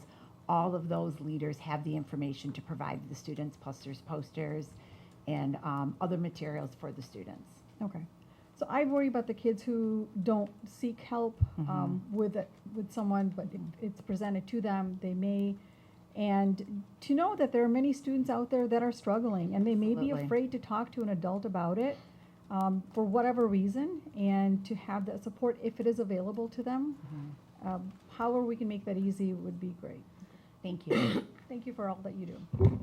Oh, actually, sorry, one last question. The mobile weapon detection systems, how many are those being purchased with this grant? I believe it is 2, but let me check. And Kurt, Yes, 2. And Kurt, will that come before F&O? Yes. Okay. We'll have an opportunity to ask more questions, and Great. if it comes before F&O, it'll then come before the full board for voting on it. So. Okay, thank And you. the system we're looking at ties into our Vigilon system, which is, you know, as we look at all this equipment, we want to make sure it communicates together with what we have, and it's not a standalone thing. So, Great. thank All you. right, thank you, guys. Teaching and learning action item, this is the final reading, action item 241130. Consider approval of resolution for a course name change, honors photography to AP2D art and design portfolio. Were there any additional questions? We had a robust discussion last time. I believe everybody got their questions answered, unless anyone wants to speak up again. Nope. All right, is Okay. there a motion? Mr. President, I move that we consider approval of a resolution for a course name change, honors photography to AP 2D art and design portfolio final reading, action item number 24-11-30. All right, is there a second? Second. All right, all in favor say yes. Yes. Yes. Any opposed say no. All right, passes 7-0. On to citizens' comment. First up is Steve Levine. Just as a reminder, you'll have 3 minutes uninterrupted to make your remarks. 3 minutes. 3 minutes. Right. Thank you, first of all. I have 3 boys. Two of them have graduated. They're in college from Canton High School. I have one more who's a senior. They've all done great. So you guys did really good work. Thank you. As a parent, I'm preparing one of the, I think my comment was the dynamic plan. Yes. So I will get to that, my question on that. As we're preparing one of my sons for an internship, he's a junior studying computer science, as we look at job descriptions, more and more today, it's less about the hard skills, and it's really about the soft skills. And so when I look at the learner profile that we have, I kind of go, oh yeah, we need to collaborate. You need to be a good person. You need to understand diversity, equity, inclusion. You need to know, are you going to fit in? The other thing, you even put it on the thing. Jeez, Sorry. Pressure. But one of the job requirements or preferences was sharp business acumen. And it kind of stumped us. I've been in business, I got a 30-year career, I got an MBA. I've been Sir, I'm so sorry to interrupt. Can you please move up closer to the mic because Yeah. we can't get it? Thank Sorry. you. Sorry. Thank you. So I've been fortunate where I've been able to go to school and I've been in business for 30 years and I kind of get it. But when I ask him questions like, are they profitable? Are they, how much is their revenue? And is that good revenue in that industry you want to get into? He doesn't know. And I think I'm taking it personally as a goal of mine with my kids. For Christmas, they're going to come home and they're going to be at school, Dad's School of Hard Knocks of Business. But I thought more about it, and I looked at the dynamic plan, and it's great. We have a 5-year plan. I saw who contributed. I did not see, and maybe I just missed it, businesses and industry. Did they contribute, and did they say, not every student wants to go to college. For the ones who don't, they need to fit in, but they need to understand some fundamentals. Why am I getting a paycheck? Is it a good enough paycheck? Is it, how am I being a contributor? They're studying computer science, so he thinks I'm just going to go program. Well, no, you're going to be in a business. You have to contribute. You have to solve problems. You need to generate revenue or reduce costs. You need to contribute as a, not just a good citizen, but knowledge of how am I adding value? Because everything's business, whether you're in a nonprofit or a for-profit or so. And I'm not just saying this. I'm willing to help and brainstorm and think of ideas if you want to set up workshops or something like that, just to give kids a basic fund. They don't need to understand a whole profit and loss statement, but they work at TGI Friday, so they know I make people happy. They give me their money. So that's really high level. That's how it works. But just a thought. And but you guys are doing great work. I'm glad to hear a lot of this stuff. Data. So getting back to the plan, I have 3 seconds. I didn't see a lot of data. Where we were in 2021. Where are we today? Where are we trying to be in 2027? And where's the data showing we are getting to where we're trying to get to? So, thank you. Absolutely, thank you. And just a reminder, so we provide 3 minutes. We don't provide feedback right away. Okay. However, Dr. Merritt will follow up directly taking with notes. you. Yep, Appreciate that. and answer your question. So I could tell it was your first time, so I didn't want you to think we're rude by not answering. It's just the structure. No, I Yep. appreciate the opportunity. Perfect. Thank you. All right. Next up is Steve Gentilio.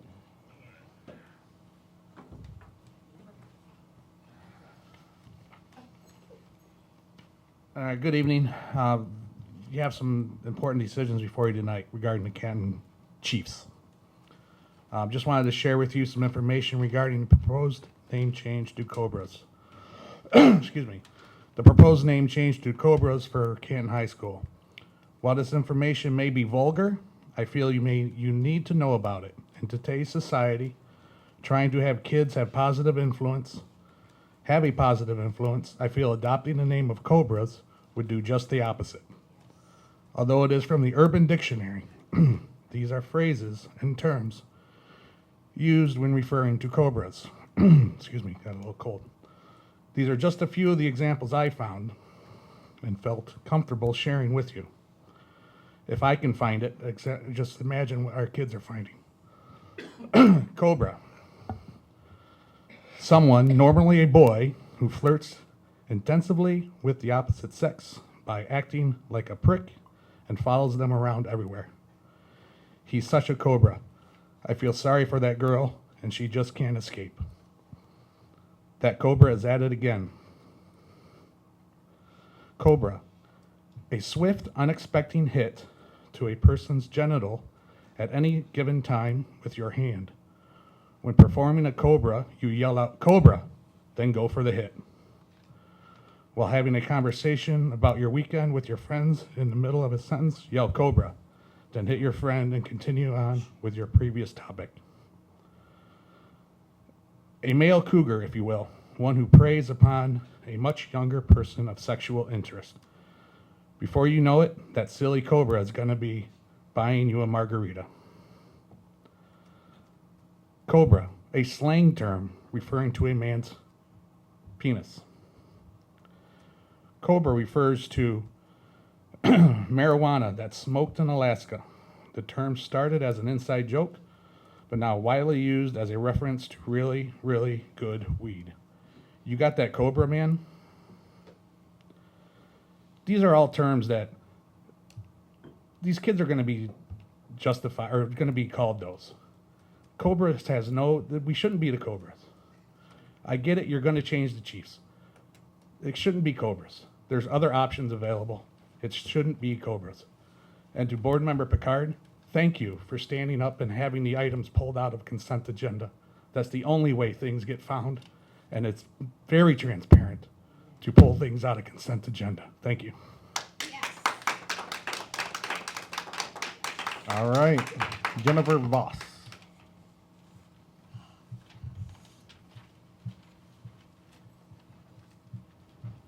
I would like to address my comments regarding the mascot change and facility conditions. First, E.J. McClendon, whom this building was named after, former school board president, winner of the Purple Heart, and proud Native American, is shaking his head today. He had dinner in my home many years ago, and I knew him as a kind and generous leader, dare I say a chief, in our community. 70% of students wrote in Chiefs as their vote for mascot, 70%. And the district went with the mascot that 12% voted for. What we've just taught our children is that there are some votes that don't count. Second point, how long before the new $12 million stadium falls into disrepair and our students have to spend a season using other districts' facilities because ours aren't usable? It didn't take long at the current JV stadium. How long are we going to let this waste of money continue? $11 million for something that won't be taken care of. Broken locks, broken sinks, broken and missing ceiling tiles, feces on the floors and walls that take too long to be cleaned up, lights out in the parking lot where children are dropped off in the dark every morning, exposed wires, buildings that don't have hot water or reliable heat. Staff and students are consistently ignored in their requests for repair and cleaning. If you need more proof, check out Facebook to see more photos and examples of how our children and teachers and staff are being let down on a daily basis.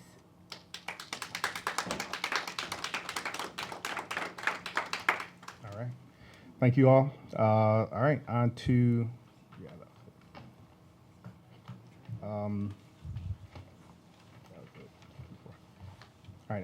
action item and discussion.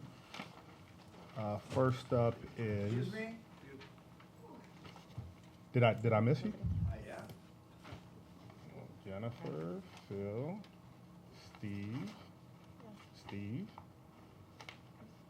Did I? Is it in the basket still? Is it in the basket? I put it in, you put it in with Steve's. All right. So two Steves. It's in that stack. There was only Steve Levine, Steve Gentilio. Is there another? Huh? 4 papers?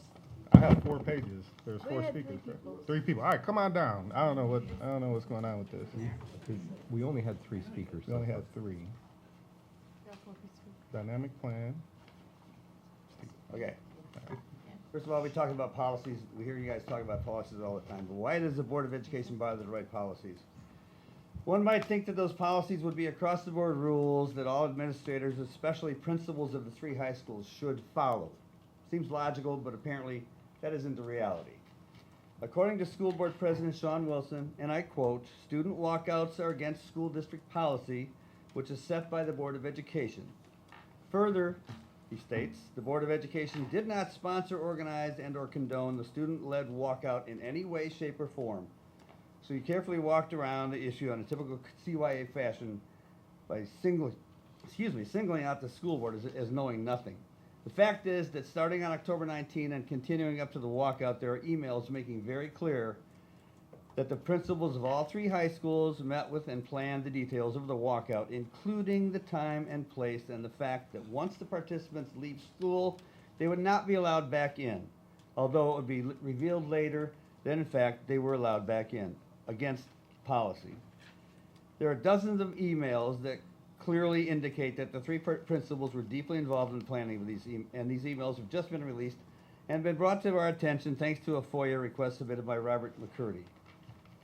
Are these principals not required to adhere to school policy? On October 31, Superintendent Merritt sent an email saying, "We were recently made aware of the walkout October 31st. That was the day before the walkout. Why, in the capacity of superintendent, was the event not canceled immediately? As you stated clearly, that this even is not approved, endorsed, or organized by P-CCS as it goes against board policies. And further, you stated that the building administrators informed the participants of board policy.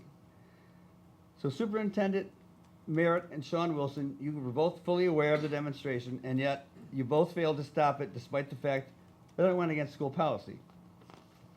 Additionally, there are dozens of thank you emails from the demonstrators after the fact, thanking everyone involved, including both the 2 of you. This kind of thing should not be condoned on campus, no matter the point of view, and the fact that on the day after the walkout, Superintendent Merritt continued to try to portray this as simply student organized, and that the walkouts of this nature are prohibitive, this is quotes, by our board policies, is a complete sham and lie.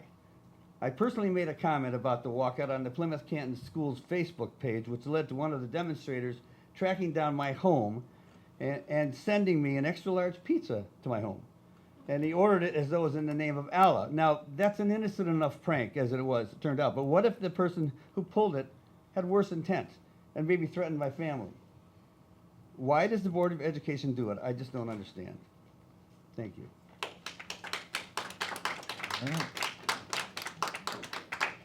All right, action item and discussion. So, before we go into, did I miss anybody else? All right, let me just double check. All right. So action item discussion, before we go on to the mascot. So we have the option of ultimately, when the agenda items are taken off the consent agenda, we can move it and have a discussion during the discussion portion of it. Once again, it's because of timing, we try to run these meetings quickly to make sure that we stay within a 2-hour time frame. So I really want to recommend that we send this back to policy. I want to be respectful. At the end of the day, policy puts in a lot of work, a lot of hours discussing these items. That's where the full conversation responds. To the gentleman, I know we don't typically respond per se, but it is absolutely false that the only place there's transparency with these policies is at the school board meeting. I'll reiterate, I said this before. Anybody can attend a policy meeting to see what policy issues are being attended. Anybody. You don't have to RSVP. You can show up. You have the time, date, and location. Every board member get the policy agendas to understand what policies are being discussed well in advance, months in advance sometimes. So at any point, that board member can request a meeting, send a question, any of those things. So there is full transparency on when and how we discuss policy. There is never a policy that comes before this board that has not been discussed in policy committee. That is a fact. That there is no argument about that. That happens.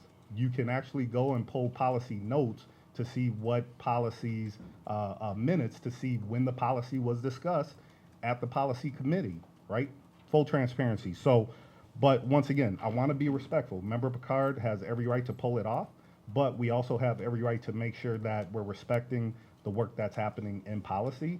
And I would respectfully request that we push these two policies back to policy committee to have a full discussion, invite Member Picard to attend that, to answer any questions, and then I'll ultimately follow the proper protocol of putting it back before the board in the exact same manner. We can't circumvent systems. We have to make sure that we're following because think about this. If every board member on here decided to pull, random policy items off and have a discussion at this board meeting, we'd be here till 1 o'clock in the morning. We're not gonna do that. We're gonna constantly shoot for 2 hours time mark to make this efficient and effective. But once again, if anybody wants to attend policy, please, please, please attend the policy meetings. You can be fully engaged in the dialogue. I promise you'll enjoy the policy meetings. And when is the next meeting? December 12th December at 12th. 5:30. At 5:30, please attend. Okay, so consider approval of resolution to adopt a new mascot for Canton High School first read. If we can go ahead and have the presentation.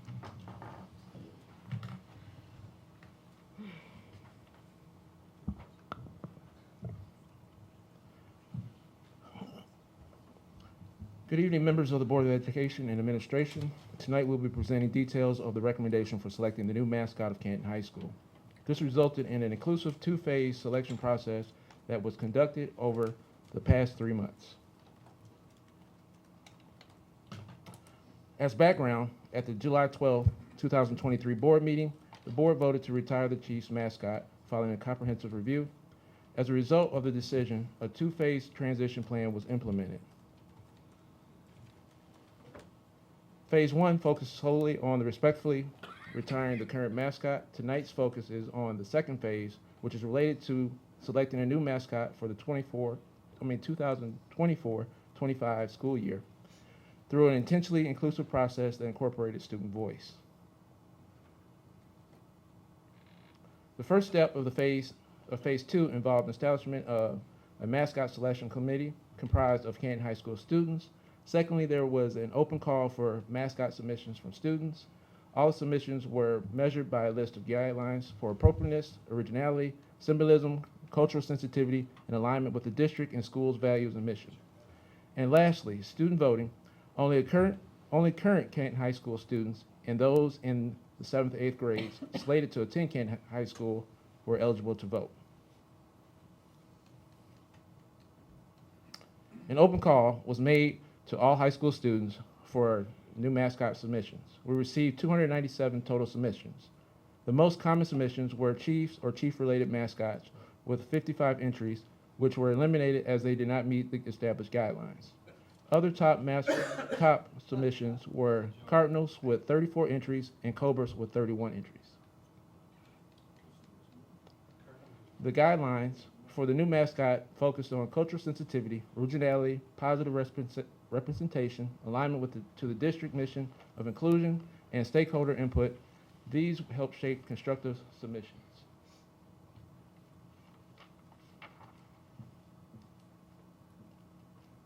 On October 4th, the Student Mascot Selection Committee, which was comprised of 43 students, was able to review and discuss all the submissions to ensure that they align with the guidelines and create a short list of 10 mascot options from the 297 submissions. And these are the 10 shortlisted mascot names.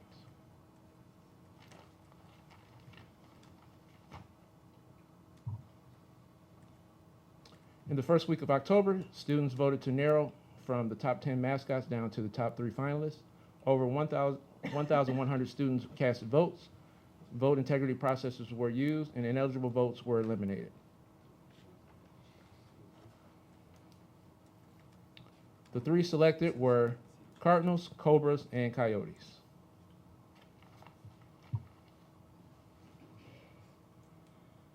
I want to emphasize that in recommending a new mascot, we're embracing our future. It does not change our history and legacies tied to the retired Chiefs mascot. The winning seasons, records, plaques, and other positive memories will remain.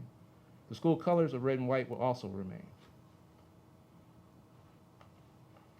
In the final week of October, the top 3 finalists advanced to the final round of voting. Over 1,000 students cast votes. Once again, vote Integrity processes were used and ineligible votes were eliminated. The final voting results had the Cobras receiving 53.7% of the votes, Cardinals received 28.9%, and Coyotes 17.4% of the votes. Therefore, based on the student voting outcomes, we recommend Cobras as for your consideration as Canton High School's next mascot. In closing, this recommendation resulted from an inclusive selection process rooted in student voice and district values. On behalf of Canton High School, we thank you for your consideration in approving Cobras as the new mascot for Canton High School. And at this time, we would like to open the floor to answer any questions you may have. All right. We can start with our students and we'll work our way to the left. So thank you for including students in all of this hard work. Thank you for your presentation. I have no questions. Member McCoy? Oh. I didn't realize you were left. Sorry, yeah, my left, sorry. I was thinking their left. So in the presentation, you said you had 43 students on the committee, and how were those students chosen? So like I said, we made an open call to the students at the high school because we're utilizing homeroom time. We didn't have the opportunity to transport like the 7th and 8th who would be coming. And we asked all students who were interested in it, and then all, at that point we had something like 63 or 64 express interest, reached out to all of them, invited them to come. Originally we were looking at making sure it was a diverse group of students from all grades and really all walks of life. And so we just decided to have them all come. We went into Little Theater. And so anybody who expressed interest directly was invited.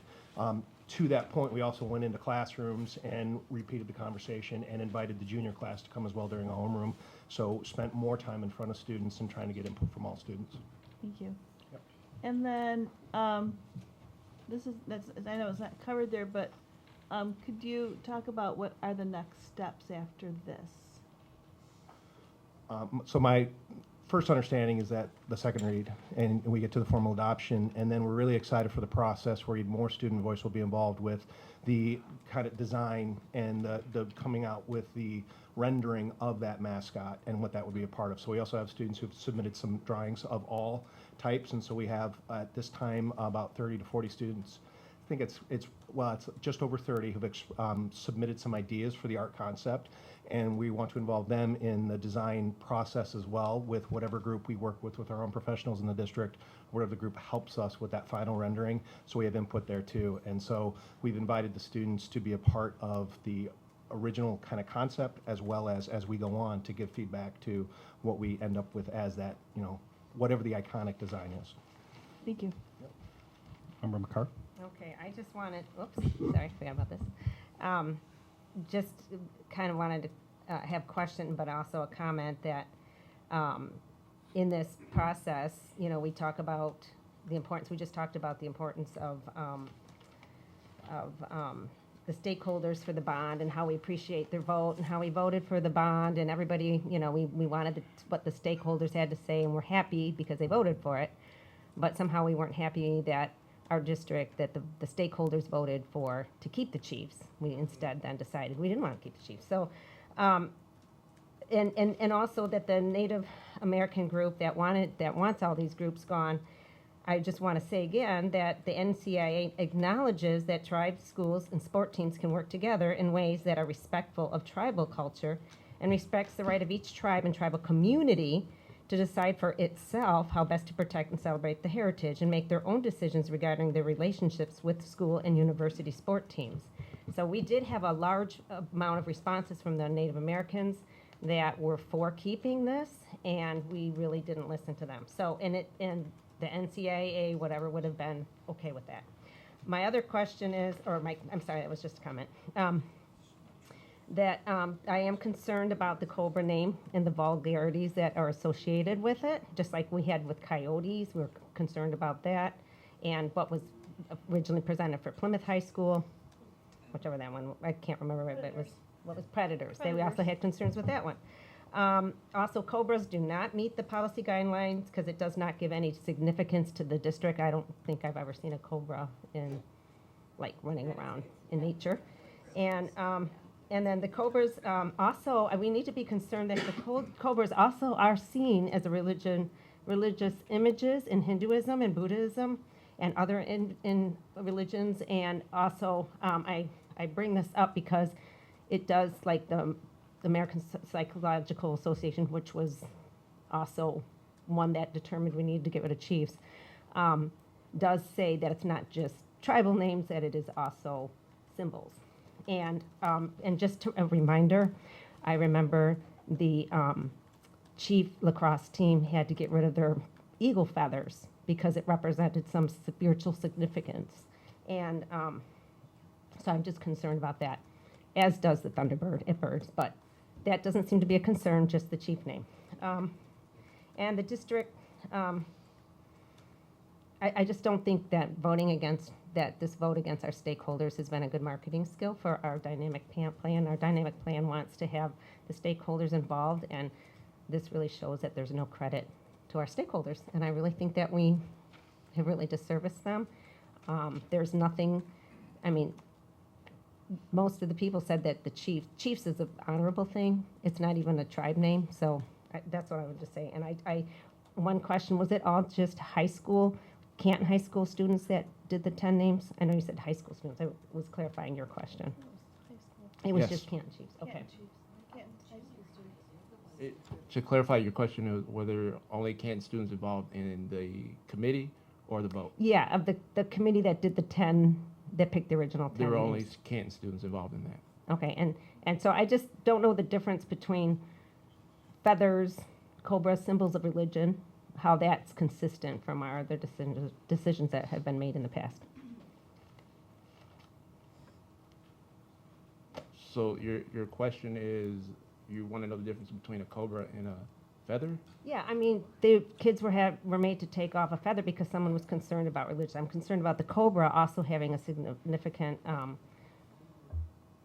expression of like certain religions, and is that being considered? So if As I the could, feather. if I could jump in and maybe frame it, and it was part of my question as well, guidelines for new high school mascot selection, the positive representation, originality, symbolic connection. Can you tell us a little bit about that conversation? Because I think part of what Member Picard is getting to lies in some of that conversation that was held before with the committee, especially like the symbolic connection or cultural sensitivity. Can you just tell us a little bit about that conversation that happened at the committee level and why the committee felt like Cobras, check these boxes? Yeah, so when you look at that process that we had, the guidelines, there's really, if we go back maybe. Right. When you look at that right there, you have guidelines. And these guidelines are things that shape you when you have 297 options that are submitted. And when you reduce it down, even when there's duplicates to it, you had over 100 options to work through. And so as we're working through it, these worked as filters and guidelines to be able to work through the ones that most obviously didn't fit with it, and things that were based in positions that people would hold, like a chief or a general. Things like crusader that were directly tied to religion and roles of people. Like chief is tied to a role of a person, were things that were within the guidelines and that were removed. And then when we look at other things like silly kitties that didn't seem to have any, kind of significance to it other than kind of being goofy, or Scotty the turkey, or things that are very blatantly also a part of going to be problematic, like, and we did look into it, like crabs. We have the crabs, we are the crabs. Trying to work through some of those, or cockatoo, stayed away from those. Trying to narrow it down to something within the student voice would have 10, and that gets you to the 10 when you look at it. If the question is, are all these completely free of having multiple meanings, then you're missing out on what figurative language tends to function with in English in particular. There's a lot of things that can happen, and on this list, if you look at it too, We don't. We do have the Mississauga rattlesnake, but you know, does it really qualify as a viper? What you see is what the kids are looking at are making connections with Canton, the pit viper, things that are related to the pit. The students did see a connection. The adults may not see that connection, but the students were seeing that and they're working toward it. The originality, you don't see a whole lot of pro teams or high school teams or college teams that have this name. So when you talk about some of the students have been very excited to be like, we could be the first champions, the first Canton Cobras to win the state title. We would be the first ever. That's what the students are seeing, as well as also seeing that, yeah, that can have some other meanings to it, as could Wildcat or Cougar or Coyote or other things that are in there in terms of those innuendos, independent of what its name means at its first representation. So that's why when you look through this, do some of these have potentially other names that you could go through? Do they potentially not necessarily only operate within Canton, like the Cosmos or the Comets? You know, there are things like that. Where did this thing go? It just moved on me. Sorry. There are within that list things that we try to work through to them, but when we see the guidelines and we see what the guidelines are specifically naming, these were ones that fit within that guidelines to name. And then we worked with the students for things like how could they be chanted, how would they work in a unison, how would it function as something that you could do, and then also how would it work back to what the values of Canton are. If it isn't directly connected like Coyote, which is very connected to the Canton community, then how could it be connected to the values of strength, being a leader? Many of the kids saw a connection with King Cobra and being a part of that. That's not in the name, but they saw a connection to leadership. They saw a connection to something that can be strong and powerful. They saw a strong connection in the state of Michigan to the Shelby logo in the Mustang car. So these are the connections that the kids are seeing. So there is a strong connection in the minds with the students and the things that they're seeing about how this would function in Canton. They see it as red, so it's interesting. It doesn't function as a literal snake. It functions as a mascot. It functions as a motif, as an identity that we could move forward to, but an identity that does fit very strongly with the values of Canton. And we even had that up in one of the slides when we talked to the kids. Leadership, family, excellence, kindness, taking care of each other, also greatness. Those are also community values, and you could substitute a lot of mascots in there. And that community value, it needs to connect with. And the kids did see a connection with that. And we saw that it could possibly be true with all of these. They just went with the one that they saw that had that unique combination and that they're excited about. Couldn't that be applied to Canton Chiefs? I mean, in the same way, you can think of that however you want to think of that. I mean, it's all up here. Arrowhead could be Scottish. I mean, it could be from anywhere. Yep. It's all how you think about it. So, you know, at the end of the day, we I'm just know saying. Canton Chiefs was not eligible, right? So that's just a fact. But back to the point, because I think this was a good conversation. My question is, we're going to have order. So my question was, this was really served as like a rubric of how you vetted, correct? What I would love to see is how the name that you chose, or that the committee chose, how, you know, the reasoning of each of these guidelines, right, of how it hit the mark from a positive representation, from an originality. You verbally hit on a lot of this, but I think it would be helpful to see it, you know, in writing. Spend more time to really, because this is an important decision. This represents, you know, the Canton community, and so this is a really important decision. So we want to make sure that we're beyond thoughtful on how it checks these boxes, because I think that this is a really good rubric, right? I think this is solid. I think this is exactly the kind of things that we should be taking into consideration. I would just love for you to pull out a little bit more of why the committee felt that it was important that Cobras represented these things. And I think that also gets to members Picard's point. To clarify that, though, the committee didn't Not really. choose the vote. We just shortlisted to 10. To 10. And then after that, so I know these 10 were appropriate within it. So they were Gotcha. appropriate. They weren't necessarily the top choice. And then the students voted for it.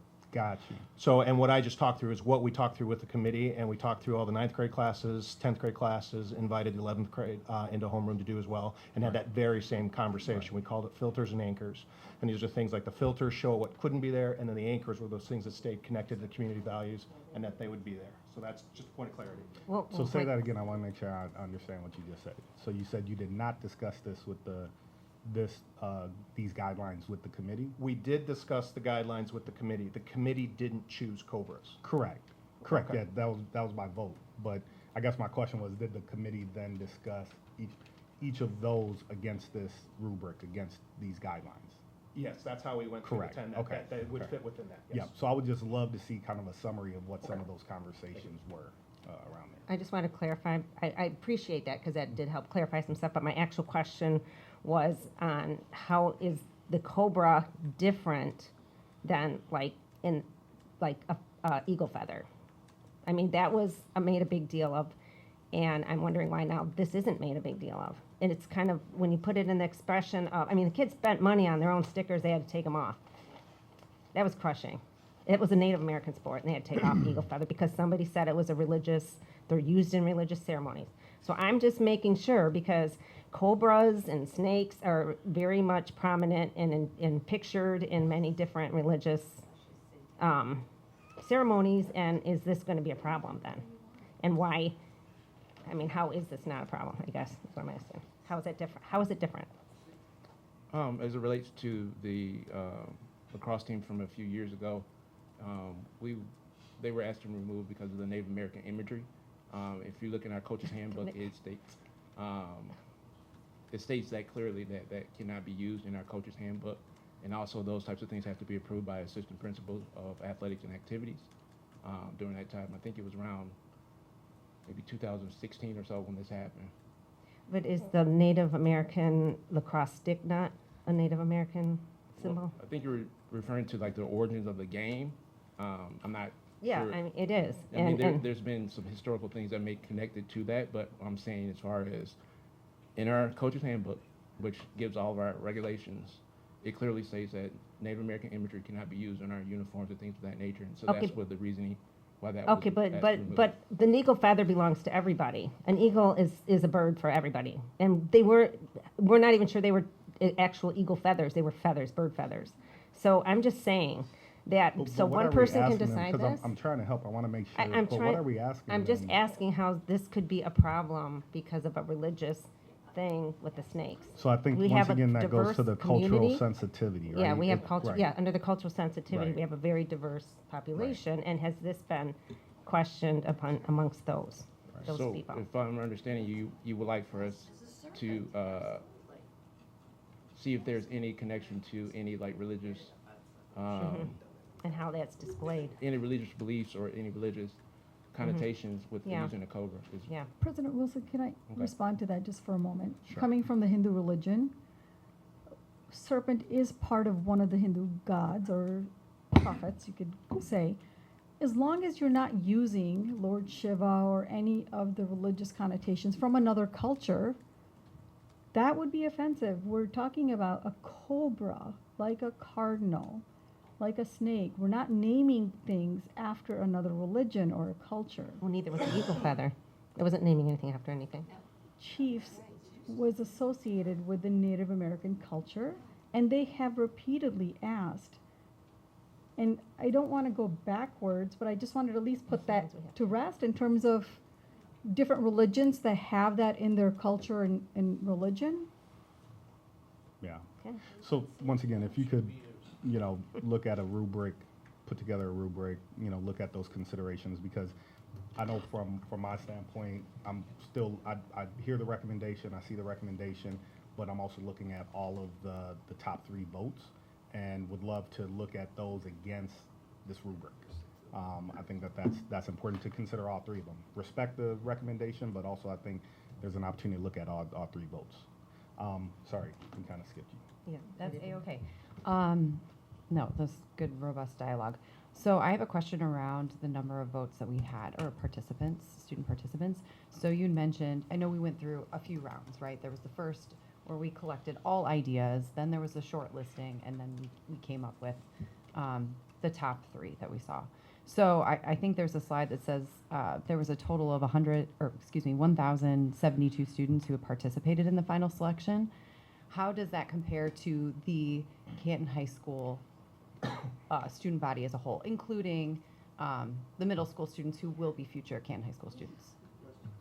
So the number that we received for the number of students that are totally eligible, including students that are currently 9 through 12 at Canton High School, and those that are slated to attend Canton High School that are in grades 7 through 8th, We had a total of 2,866 that were eligible to vote. Okay, so roughly half or a little under half have participated. Approximately like 39% for the first round one and 37% for round two. So I know you mentioned that there was a vetted, I don't know exactly your wording there, but the process of voting. I'm just wondering about accessibility and how we could have reached maybe more students. I know, was that through Google Forms? Was that through email? Was it offered during school hours to take time to make that vote or encourage students to participate? I don't know if that was a clear enough question. Yeah, but- yes to all of those. And we Okay. wanted to address that is how did we make it as open and available as possible? Yes, So we used all the accessibility. electronic methods you would use to work with that. We also use social media, we have a section leader account, we have a Congress account, we have things that the students look at as well, but we also use the PA system during lunches, walk directly into classes, like I said, all 9th grade, 10th grade, and in the juniors during the homerooms. We used homeroom time to invite the students to be able to do it, because remember too, it's an invitation. Yeah. We didn't mandate or force all students to do it, so they also had the option to not participate. But we tried to answer that question by having it as available as possible, and like I said, literally face to face. Going into classrooms and saying it's here. We encourage you to use your voice to vote. Sure. I wonder how that compares to, our previous Mascot efforts. When we built Liberty Middle School, for example, how many students participated in voting for the name and the mascot there? Same with Plymouth High School, just from a The Lions, standpoint. Yeah. Liberty. It was a lot because my son was going to Liberty at that point, and Yeah. it was similar in the sense that they narrowed it down from whatever, Yeah. top 8 or 10 choices, and had only the Liberty families participate. Sure. Not that I expect you to have that answer, but I'm wondering if that's something that we can provide in board notes as a follow-up. And look into Just to see Yeah. the consistency. Yeah, just for sure.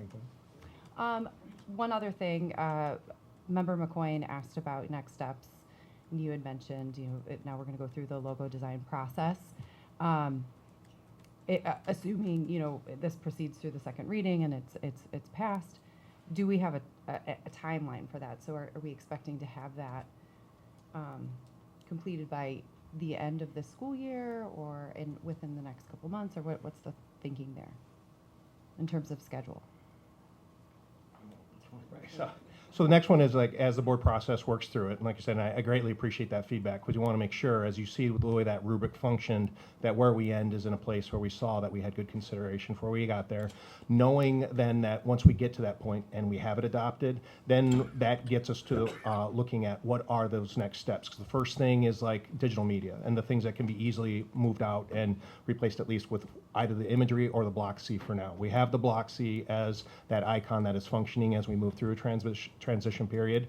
And then you're talking about an inventory of the things within the building that would have chiefs specifically to it, and then as well as gear and those things. So we've already started to move into the block C as a good transition place, and then looking at what that would take and what that process would be. For instance, a traditional uniform rotation is over about 4 years. And so if we're going to do something in a different way, you still want to think about it in a 4-year process and then utilize all the ways we can to be as fiscally responsible as possible, like bulk ordering or something like that, to be able to move toward this new mascot, but do it in a way that fits within that 4-year time frame on things that always happen, like rotating out uniforms and jerseys. But like I said, we're in the block C already on a lot of things, so we are not using any revenue now to move into it, and then waiting on the decision and being able to move forward with that plan. But this year is a year to finish out as we are and looking at what it looks like for next year, coming into it as best as possible. Okay, thank you. I just want to kind of balance some perspectives. In terms of people reaching out to the board, it started, I want to say even before 2020, as I started on the board, I think 2016, we had received multiple letters from the National Congress of American Indians, a national organization with lots of resources and support, asking all schools throughout the nation to retire anything that was appropriating the Native American culture. This came to the previous board at that point, and I think I had forwarded this to President Wilson, so he has this for his record. We also had about 4,000 students that signed a petition on, I want to say change.org, to retire the mascot. So there was student voice at lots of different levels in terms of looking at both perspectives. But I think the most important thing, Secretary Sadoo, just But one most thing, I important don't want to thing- relitigate. Right, You know, but I want to make sure we stay focused on the COBRA, the agenda at hand. I agree, I agree. But I also want to make sure that things are balanced. We're not just hearing one perspective. So in moving forward to the results, I do appreciate that it was completely student-led, and I appreciate the time and effort that the students put in. I appreciate all of your work in getting the students involved. So my only question is, in terms of the student work in this, how much time did they spend, like what was the timeline, from what time to what time in getting to this place? As we looked at the committee work to get us to the point, you had the retirement, but from this fall, it's been this 3 months worth of work, and a lot of it has been utilized, like you said, within the class time. Try not to take academic time, but to get in front of students, share information with them have that as accessible as possible, and then spend these 3 months moving toward what would be hopefully a really good recommendation for this point. So over the course of the 3 months, I wouldn't say it's specific time students have spent on it in terms of taking away from the class time, but we try to get in front of them as much as possible. So I'm not, if that No, answers the yep, question, but that yeah. answered it, thank you. So I want to say thanks to all the students that were involved. Perfect. So I have a couple questions around student involvement in the voting process. You'd mentioned that there were 63 students that originally participated, 43 were part of the committee. Was there a selection process that down-selected from 63 to 43, or that everybody that ultimately showed up became part of the committee? Right, we first asked for those who had interest in the committee. Many had interest in submission and not being a part of the committee. Many had interest in both, but the ones that were a part of it, we invited to come to the next one. Again, it was voluntary. And the ones that came were a part of that moving forward. So everybody was allowed? Everybody was invited to come. Okay, Yep. great. So much like the committee that we did when we had the review process, everybody that participated and was able to participate was part of that committee. Right, and we put it during homeroom, so it would not be a choice of going to class. Great, perfect. The second question is, this is a one student, one vote process. It was vetted and validated in the work that you did. So you couldn't have a student vote twice. Every student got a single vote in this process, correct? Correct. Okay, so it is a very scientific process in terms of how it worked. Well, in that terms, what's nice is you had a limit. You could only respond once, and you had to use your district email. Okay. And then we went through and we validated that and compared it with a list of students from all the schools. We had a few from other schools that did manage voting, but we removed those. And so, yes, we were able to verify that was one student, one vote from that 7 through 12 Canton community. Perfect, and that's related to my next question is, how many ineligible votes were cast? It sounds like there was only a few. There were actually 2.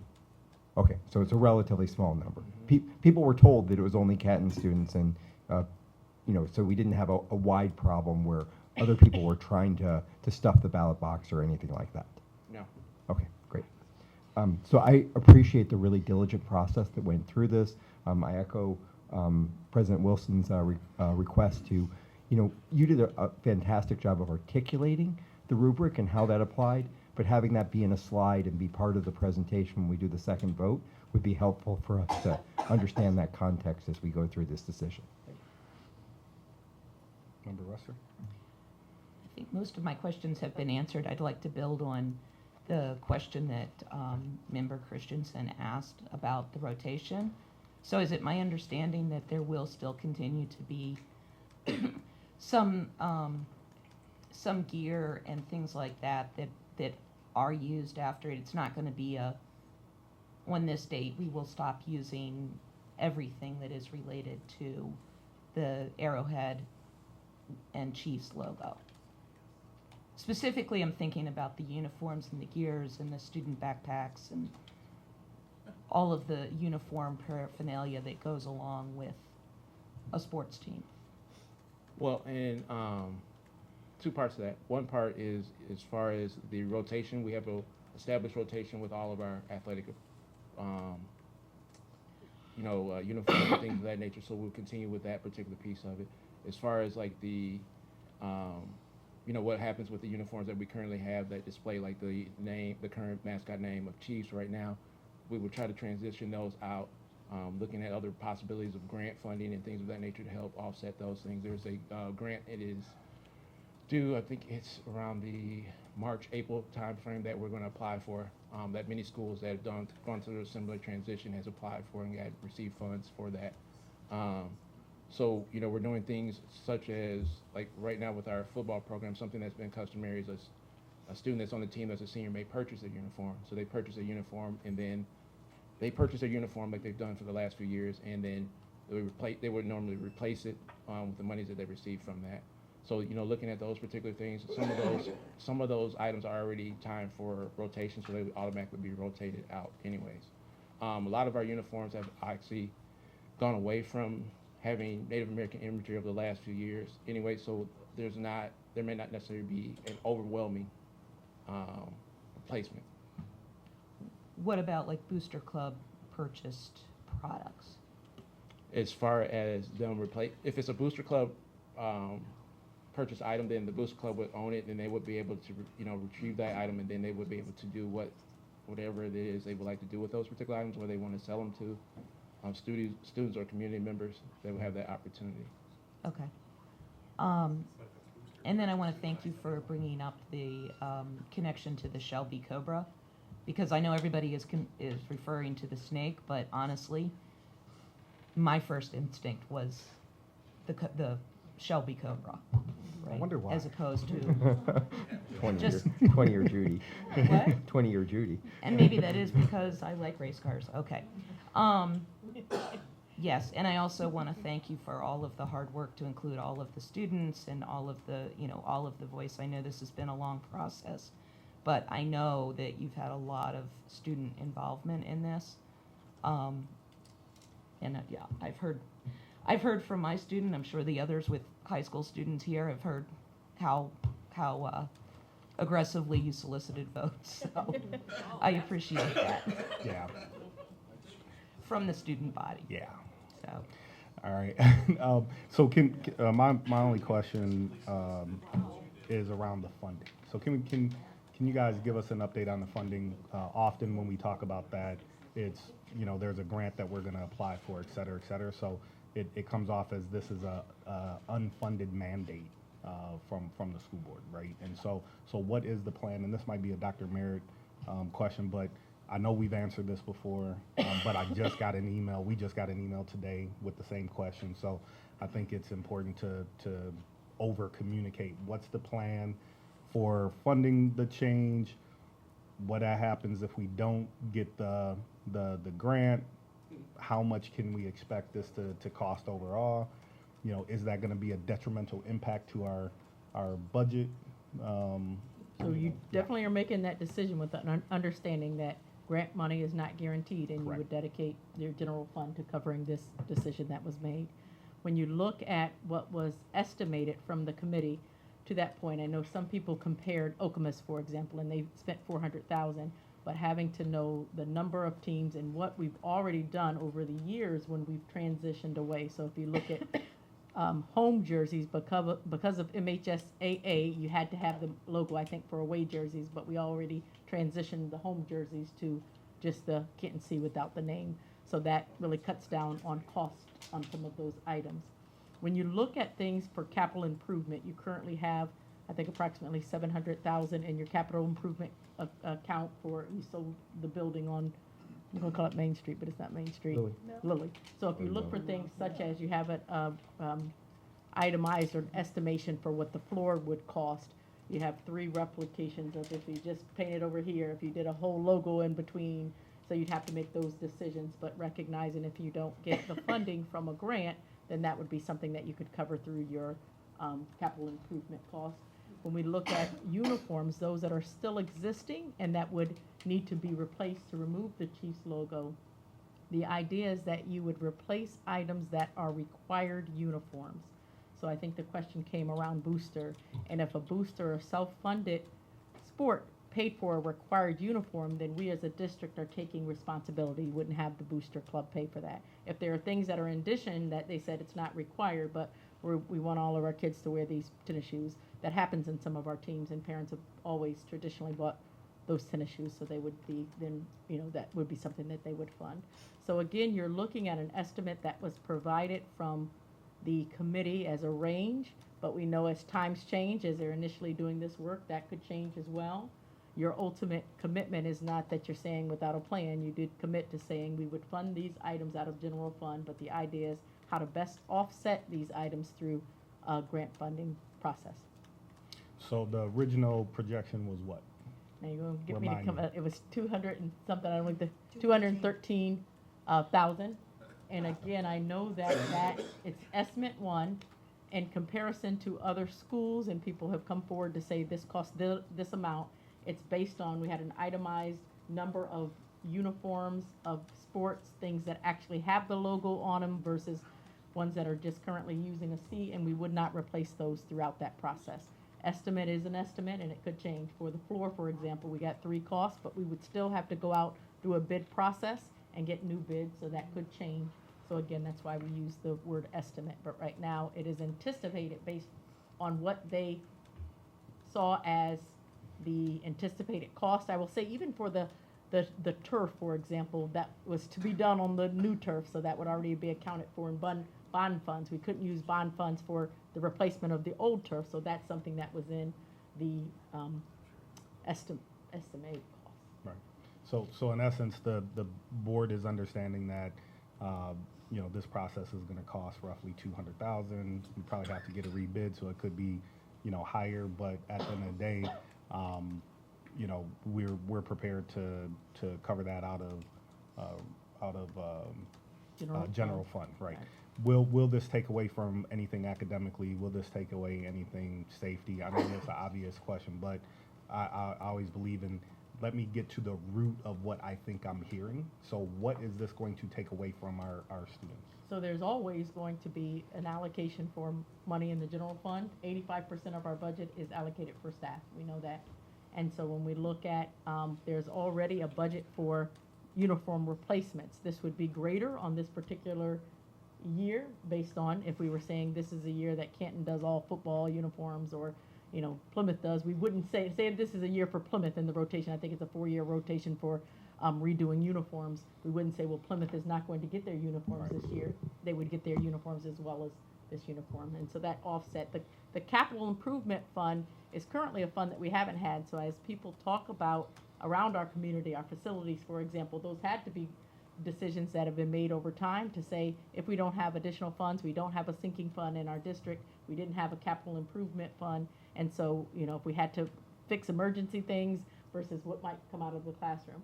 We were fortunate in that when we made the decision to sell our building, that we were able to put that into the capital improvement fund, and so that would only be allocated for improvements. And we're currently, as things are coming up, and I encourage people, put your fixes on Facebook, but at the same time, put them on Facebook and give them to us, because if there's rotten wood, we need to know about it, and we're going to fix it. That's what we use capital improvement fund for. So those are things that are eligible for capital improvement would be utilized to that fund. And then again, things that would normally be through uniforms, we would continue in that process, but recognizing that more would have to come from potentially just general fund items as well. Oh, that's a good point. I hadn't really processed that, but absolutely, we replace uniforms and things of that nature on an ongoing basis. That's already a baseline of any budget that we have. So, you know, this may or may not fall within that natural rotation, but at the end of the day, the district replaces uniforms, you know, on a continuous basis. So that's helpful. Thank you. Let's go back around if there's any additional questions, and are there any additional questions from anyone? Not right now. No? Not right All right. Thank you, gentlemen. Thank you. All right. Follow-up board questions. Before we get there, so because we're at the follow-up items, so one member Picard asked if there is a policy that covers mental health testing or examination. So we answered that in notes that I covered today as well. Great. And then also, member Picard, because we're going to add this to kind of the list, can you state for the record what your concerns are so that policy understands for policy 5223 and policy 8531? Yes, policy, thank you. Policy 5223, I was concerned just because I found it confusing about, I'll have it up right now. It's behind you. Oh, thank you. Thanks. The word they, when I was reading it, I it said arranged by the superintendent, and then when I was reading it, it said they will also assure the appropriate so I was a little confused, like, was there somebody else?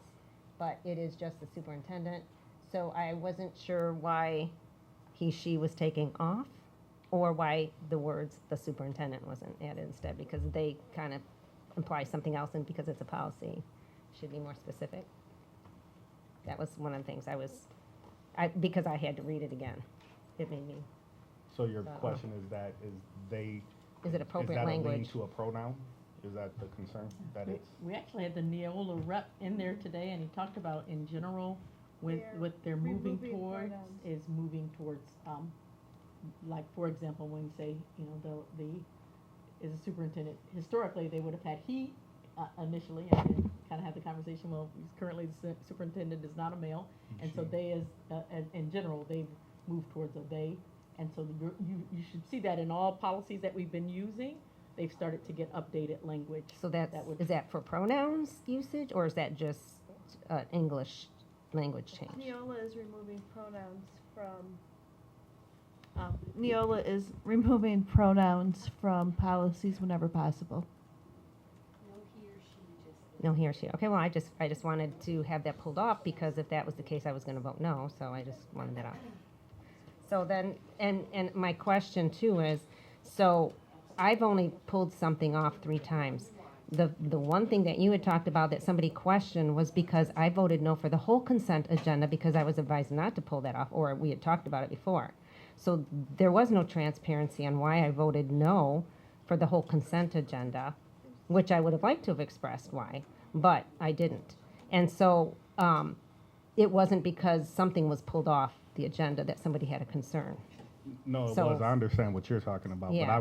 last week I received another email from someone saying, why is Member Picard pulling agenda items off? What's going on? I And so did that 3 times. I did it last time Correct. and this I'm- time. So right. But- you which can is do that fine. You because can that's do part that, of Robert's right. rules. But it's also showing that one of the things that we talk about as a board is coming prepared.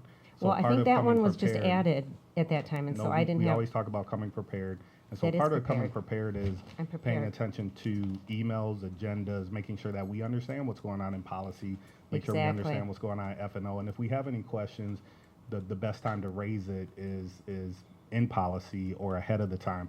Otherwise, once again, here we are at 9:26, having a conversation about 2 policies that you had access to That's for why we're probably a here. month. But the other thing is, you have to pull it off if you're going to vote against it. I think I believe you I don't have voted to no pull on it that. off to Well, vote then you have against to it. vote no for the whole consent agenda, and Correct. maybe I agree with some of the consent agenda. So I have a right to pull it off. If that specific policy or whatever I want to vote against, I will pull it off to vote against it. And if Have that you means if heard me there's one argue that- every have you heard me 5 say that times, you I'll are do not it. allowed to pull it off? Have you heard I me say heard that, but you're making it sound like I'm being penalized for doing that. I'm not saying you're being talking against me penalized, like I'm it's a saying- negative thing. No, I'm saying you're not prepared and you I continue am to- prepared. You know what? I've been studying all that. You want to see what I'm prepared? That right there is a comment that is disrespectful. You're because not if you prepared. could, that is disrespect. I am prepared. I debated in my mind whether I wanted to bring that as an issue, and then my conscience said I have to bring that up. So let me ask you this, and then we'll wrap it up. And I So did, my question and- to well, you no, is, no, wait. did you see this? I Did you see asked- this on a policy agenda? On the policy agenda, yes. Okay. And at no point when you saw that this I was wasn't being going to discussed, you ask never- it about it. Yes, I was not going to ask about it. You can ask my husband. The other thing was with, I did send an email to Patty about the other one When? yesterday. I have a Okay, full-time I'll look. job. Well, I have a full-time life too. It's fine. So once again, let's move because I'm not gonna. Well, no, we're I not am gonna going do to say this It's- because you it's try to not- make me look bad, and I'm not. I studied this stuff all day. I've been looking at this stuff. So listen, just No, once again, I resent that. No, listen, you have every right to I do have pull it every off right the to pull it off the agenda, and I I'm have going every to. right to explain to everybody what the policy And- and what the procedures are. And so at the end of the day, I'm not You are. coming at you. I'm You basically are. saying this is the opportunity that everybody has had, right? Everybody has I've been had. at every school board meeting. You can't get upset because I am I'm upset. asking you to ultimately follow the regulations. There are you gonna can't- be If I can You know. just for, I think for the purposes, I think this is perfect timing because tomorrow we do have a Robert's Robert's Rules workshop. Yes, and I And that followed will it. make sure that everyone has clarity and we have common language and expectations. So if you think to that Roberts rule, absolutely, any one board member has a right to pull something off the consent agenda. You place it then on discussion, so that gives you that ability to discuss that particular item, Right. and then you can, from that, pull a new action item and vote on that if you get your questions answered at that moment, or you could choose to vote no at that time, is fine. So those are process and procedures, and it's really just around that policy to get clarity. When you're looking for those policies, that's why we have that first and second read. You want to really get that information early, and if there are questions, have that opportunity. We kind of say no surprises, so all of that research that you're doing to talk about and to get those answers. And then if you're not able to get those answers, then by all means, any person individually can pull it off, and we talk about that later. But I think tomorrow is going to be a great time to then ask those questions to make sure that we're moving forward together with a shared understanding of. No, I agree.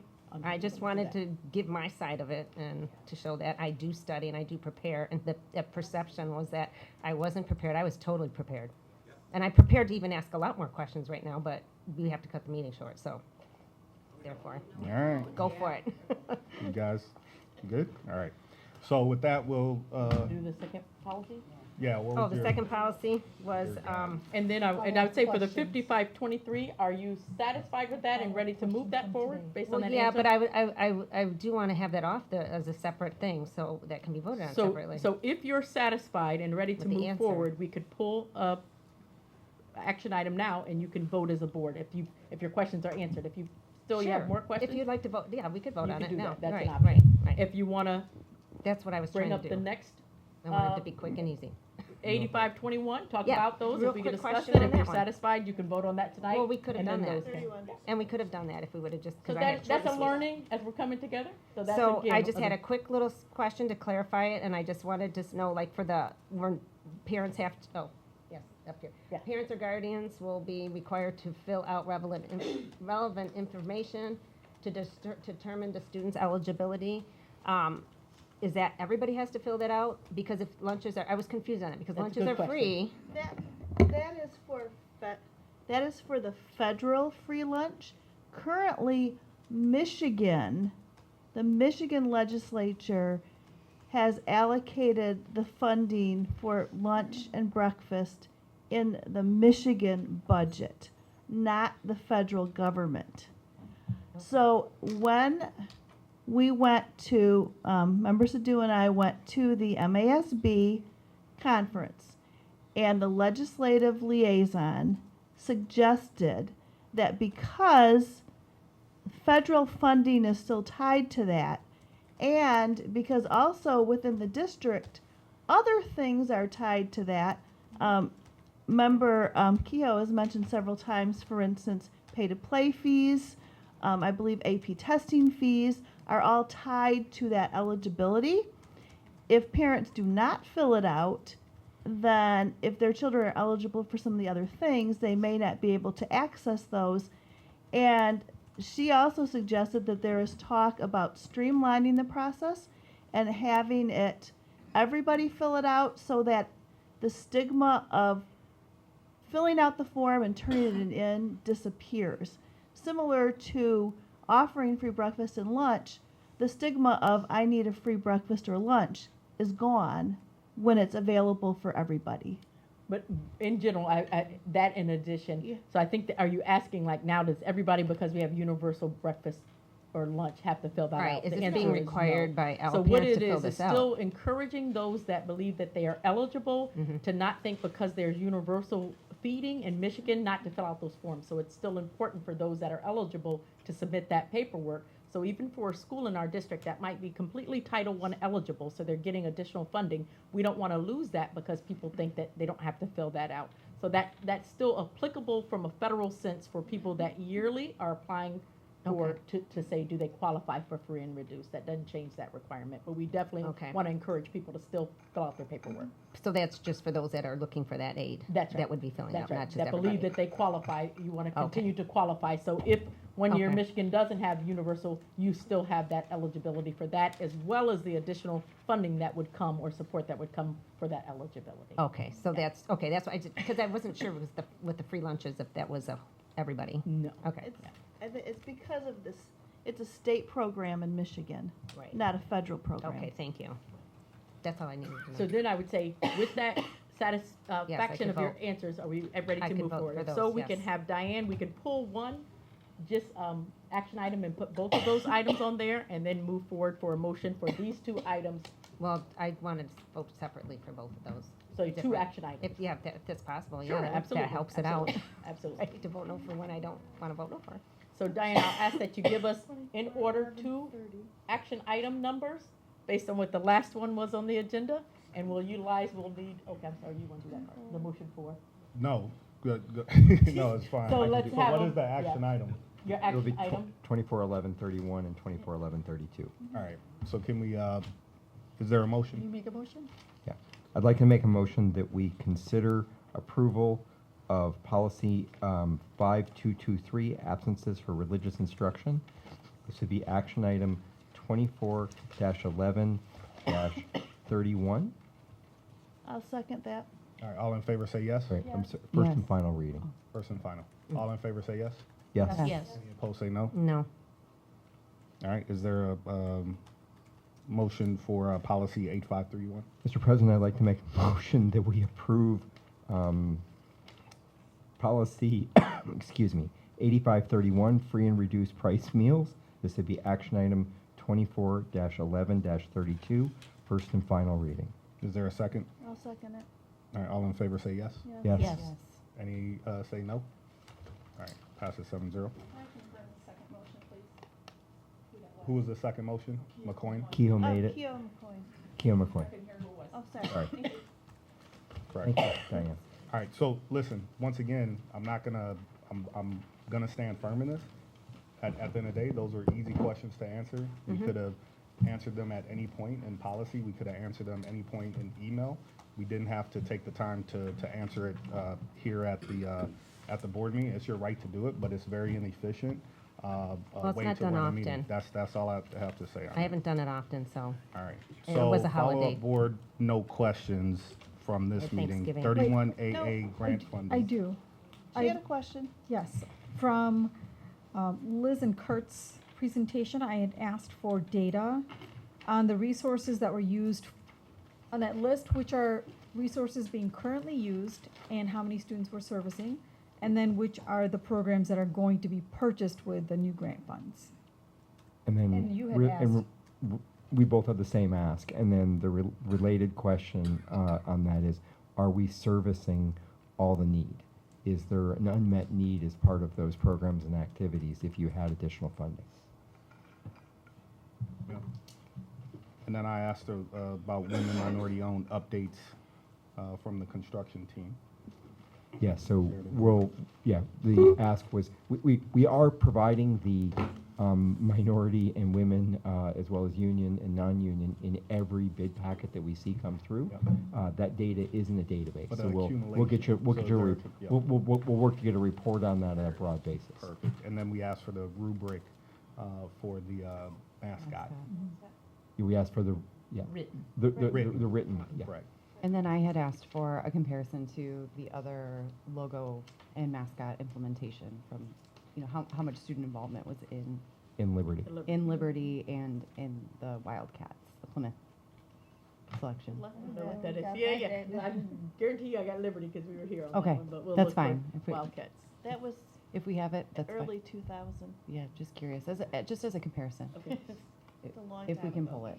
Oh, I'd like to ask a question in response to one of the speakers on the walkout and how that policy wasn't, like how we said we weren't, encouraging it or whatever, but we really did support it. So I want to be clear wanna- that we did not support the policy or the walkout. When you talk about, as people are reading emails. Watch it. And I will ask that people are respectful in the audience because I will never disrespect you from sitting in this chair.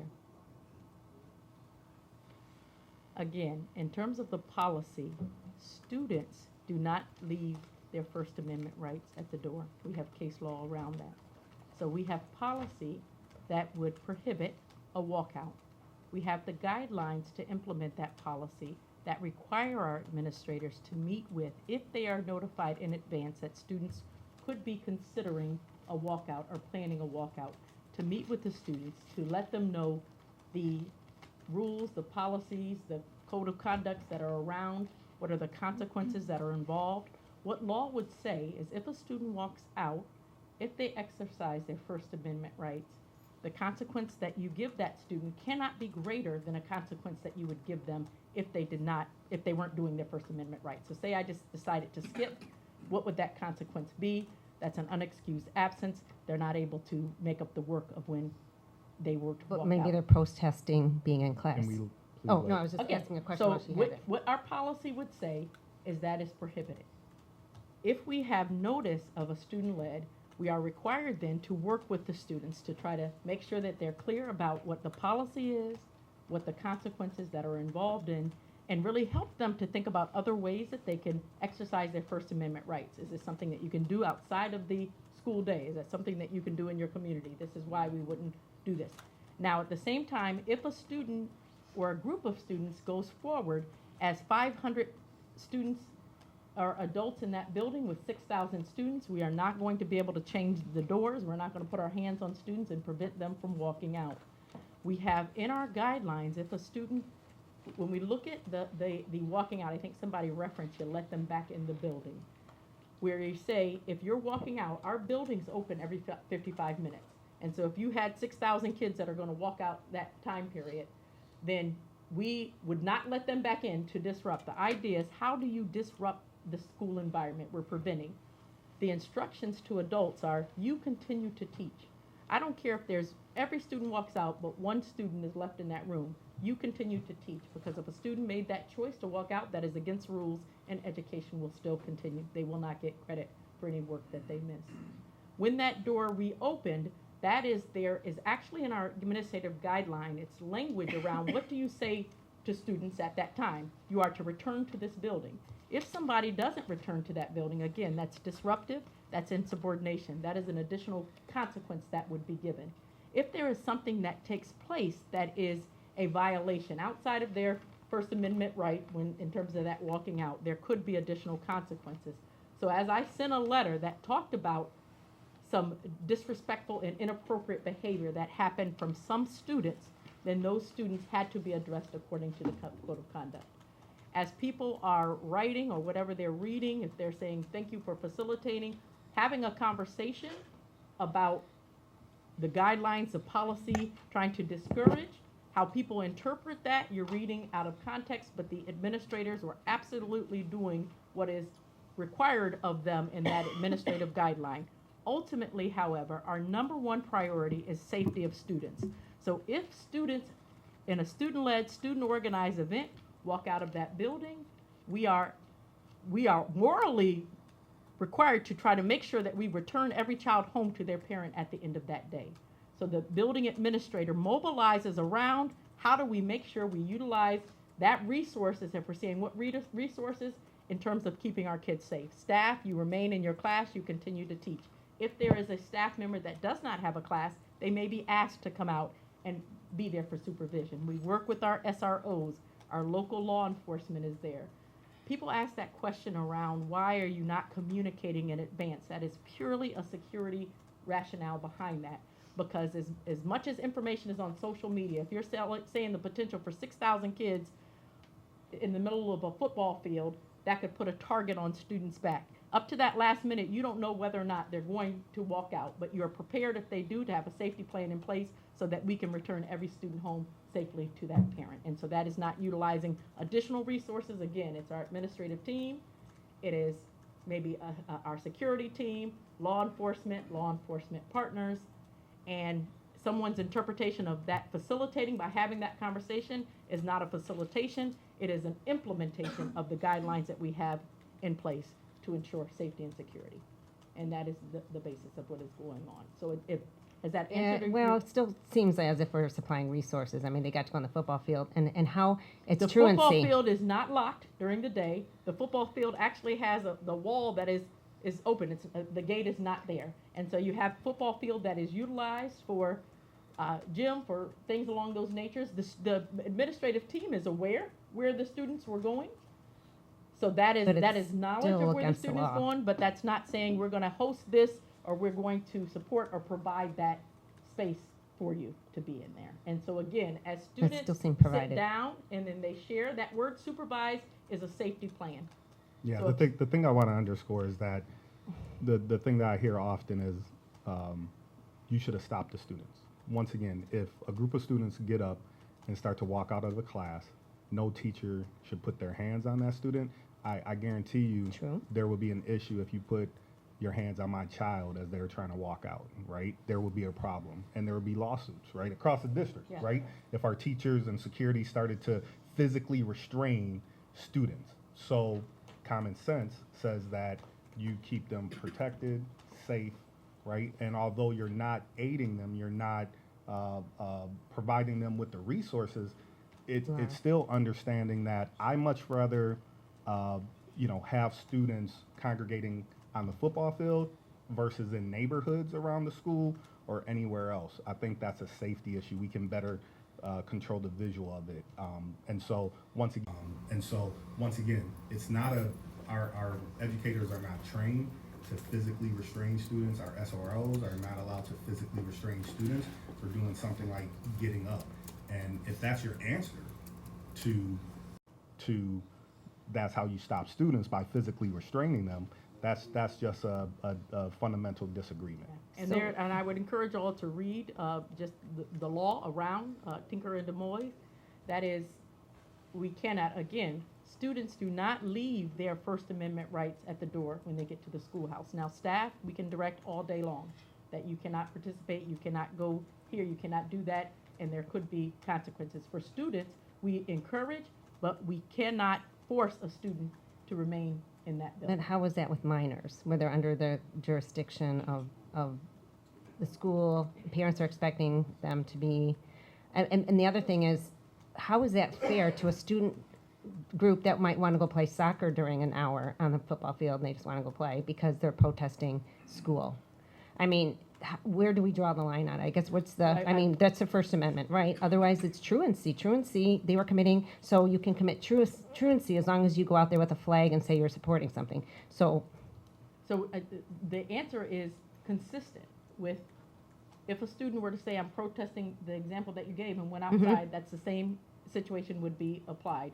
You have missed class, you have an unexcused absence. If they are saying, if any time a student is indicating that they are expressing their First Amendment rights, legally we cannot give them a greater consequence than we would for, I'm going out, my First Amendment right is to believe that I can play soccer or whatever that example is that you're doing. That consequence, they will miss school, so they have an academic, they will not be able to make up that work. Now, if there is a persistent, then you also have persistent disobedience, right? And so if there's something that is continued to disrupt the environment or continued, what is that normal response if there's a student that is skipping every single day and they now have violated truancy and there is compensatory attendance and they must attend? Well, what happens? Then there are some things that would be followed. So that's when we have to align ourselves to the K-12 handbook in terms of consequences, and we need to be clear that we administer consequences consistently for offenses or infractions that have occurred. If in that situation additional infractions occur, then absolutely those students are held accountable according to that code of conduct. So I see a hand up in the audience. Just once again, this is a meeting of the board, so we don't interact. The time for community participation is during citizens' comments. That's the time to give your comment. So I'm not ignoring you. It's not part of the process for the board. So I'm going to go ahead and Anybody's welcome absolutely to reach out to Dr. Merritt, to myself. These are all questions that we've answered via email. Once again, I've had personal one-on-one conversations with individuals to be able to go deep into some of these questions. Sending a quick email doesn't always get you the depth of conversation that you want. So that's why I've offered to have these conversations. But I think the question was answered. If this needs to be discussed further, I'd recommend that it be presented as a agenda item to the board, and making sure that there's at least 2 board members that want to see this as a further discussion or presentation, right? Because if it needs to be a presentation, that's what I would recommend. But I think, once again, it's 9:48. The question's been asked, the question's been answered, if anyone has any additional questions, reach out via email to myself or Dr. Merritt or any member of the board. Is that it as far as follow-up questions? Did we cover everything? All right, with that being said, we will officially adjourn at 9:48.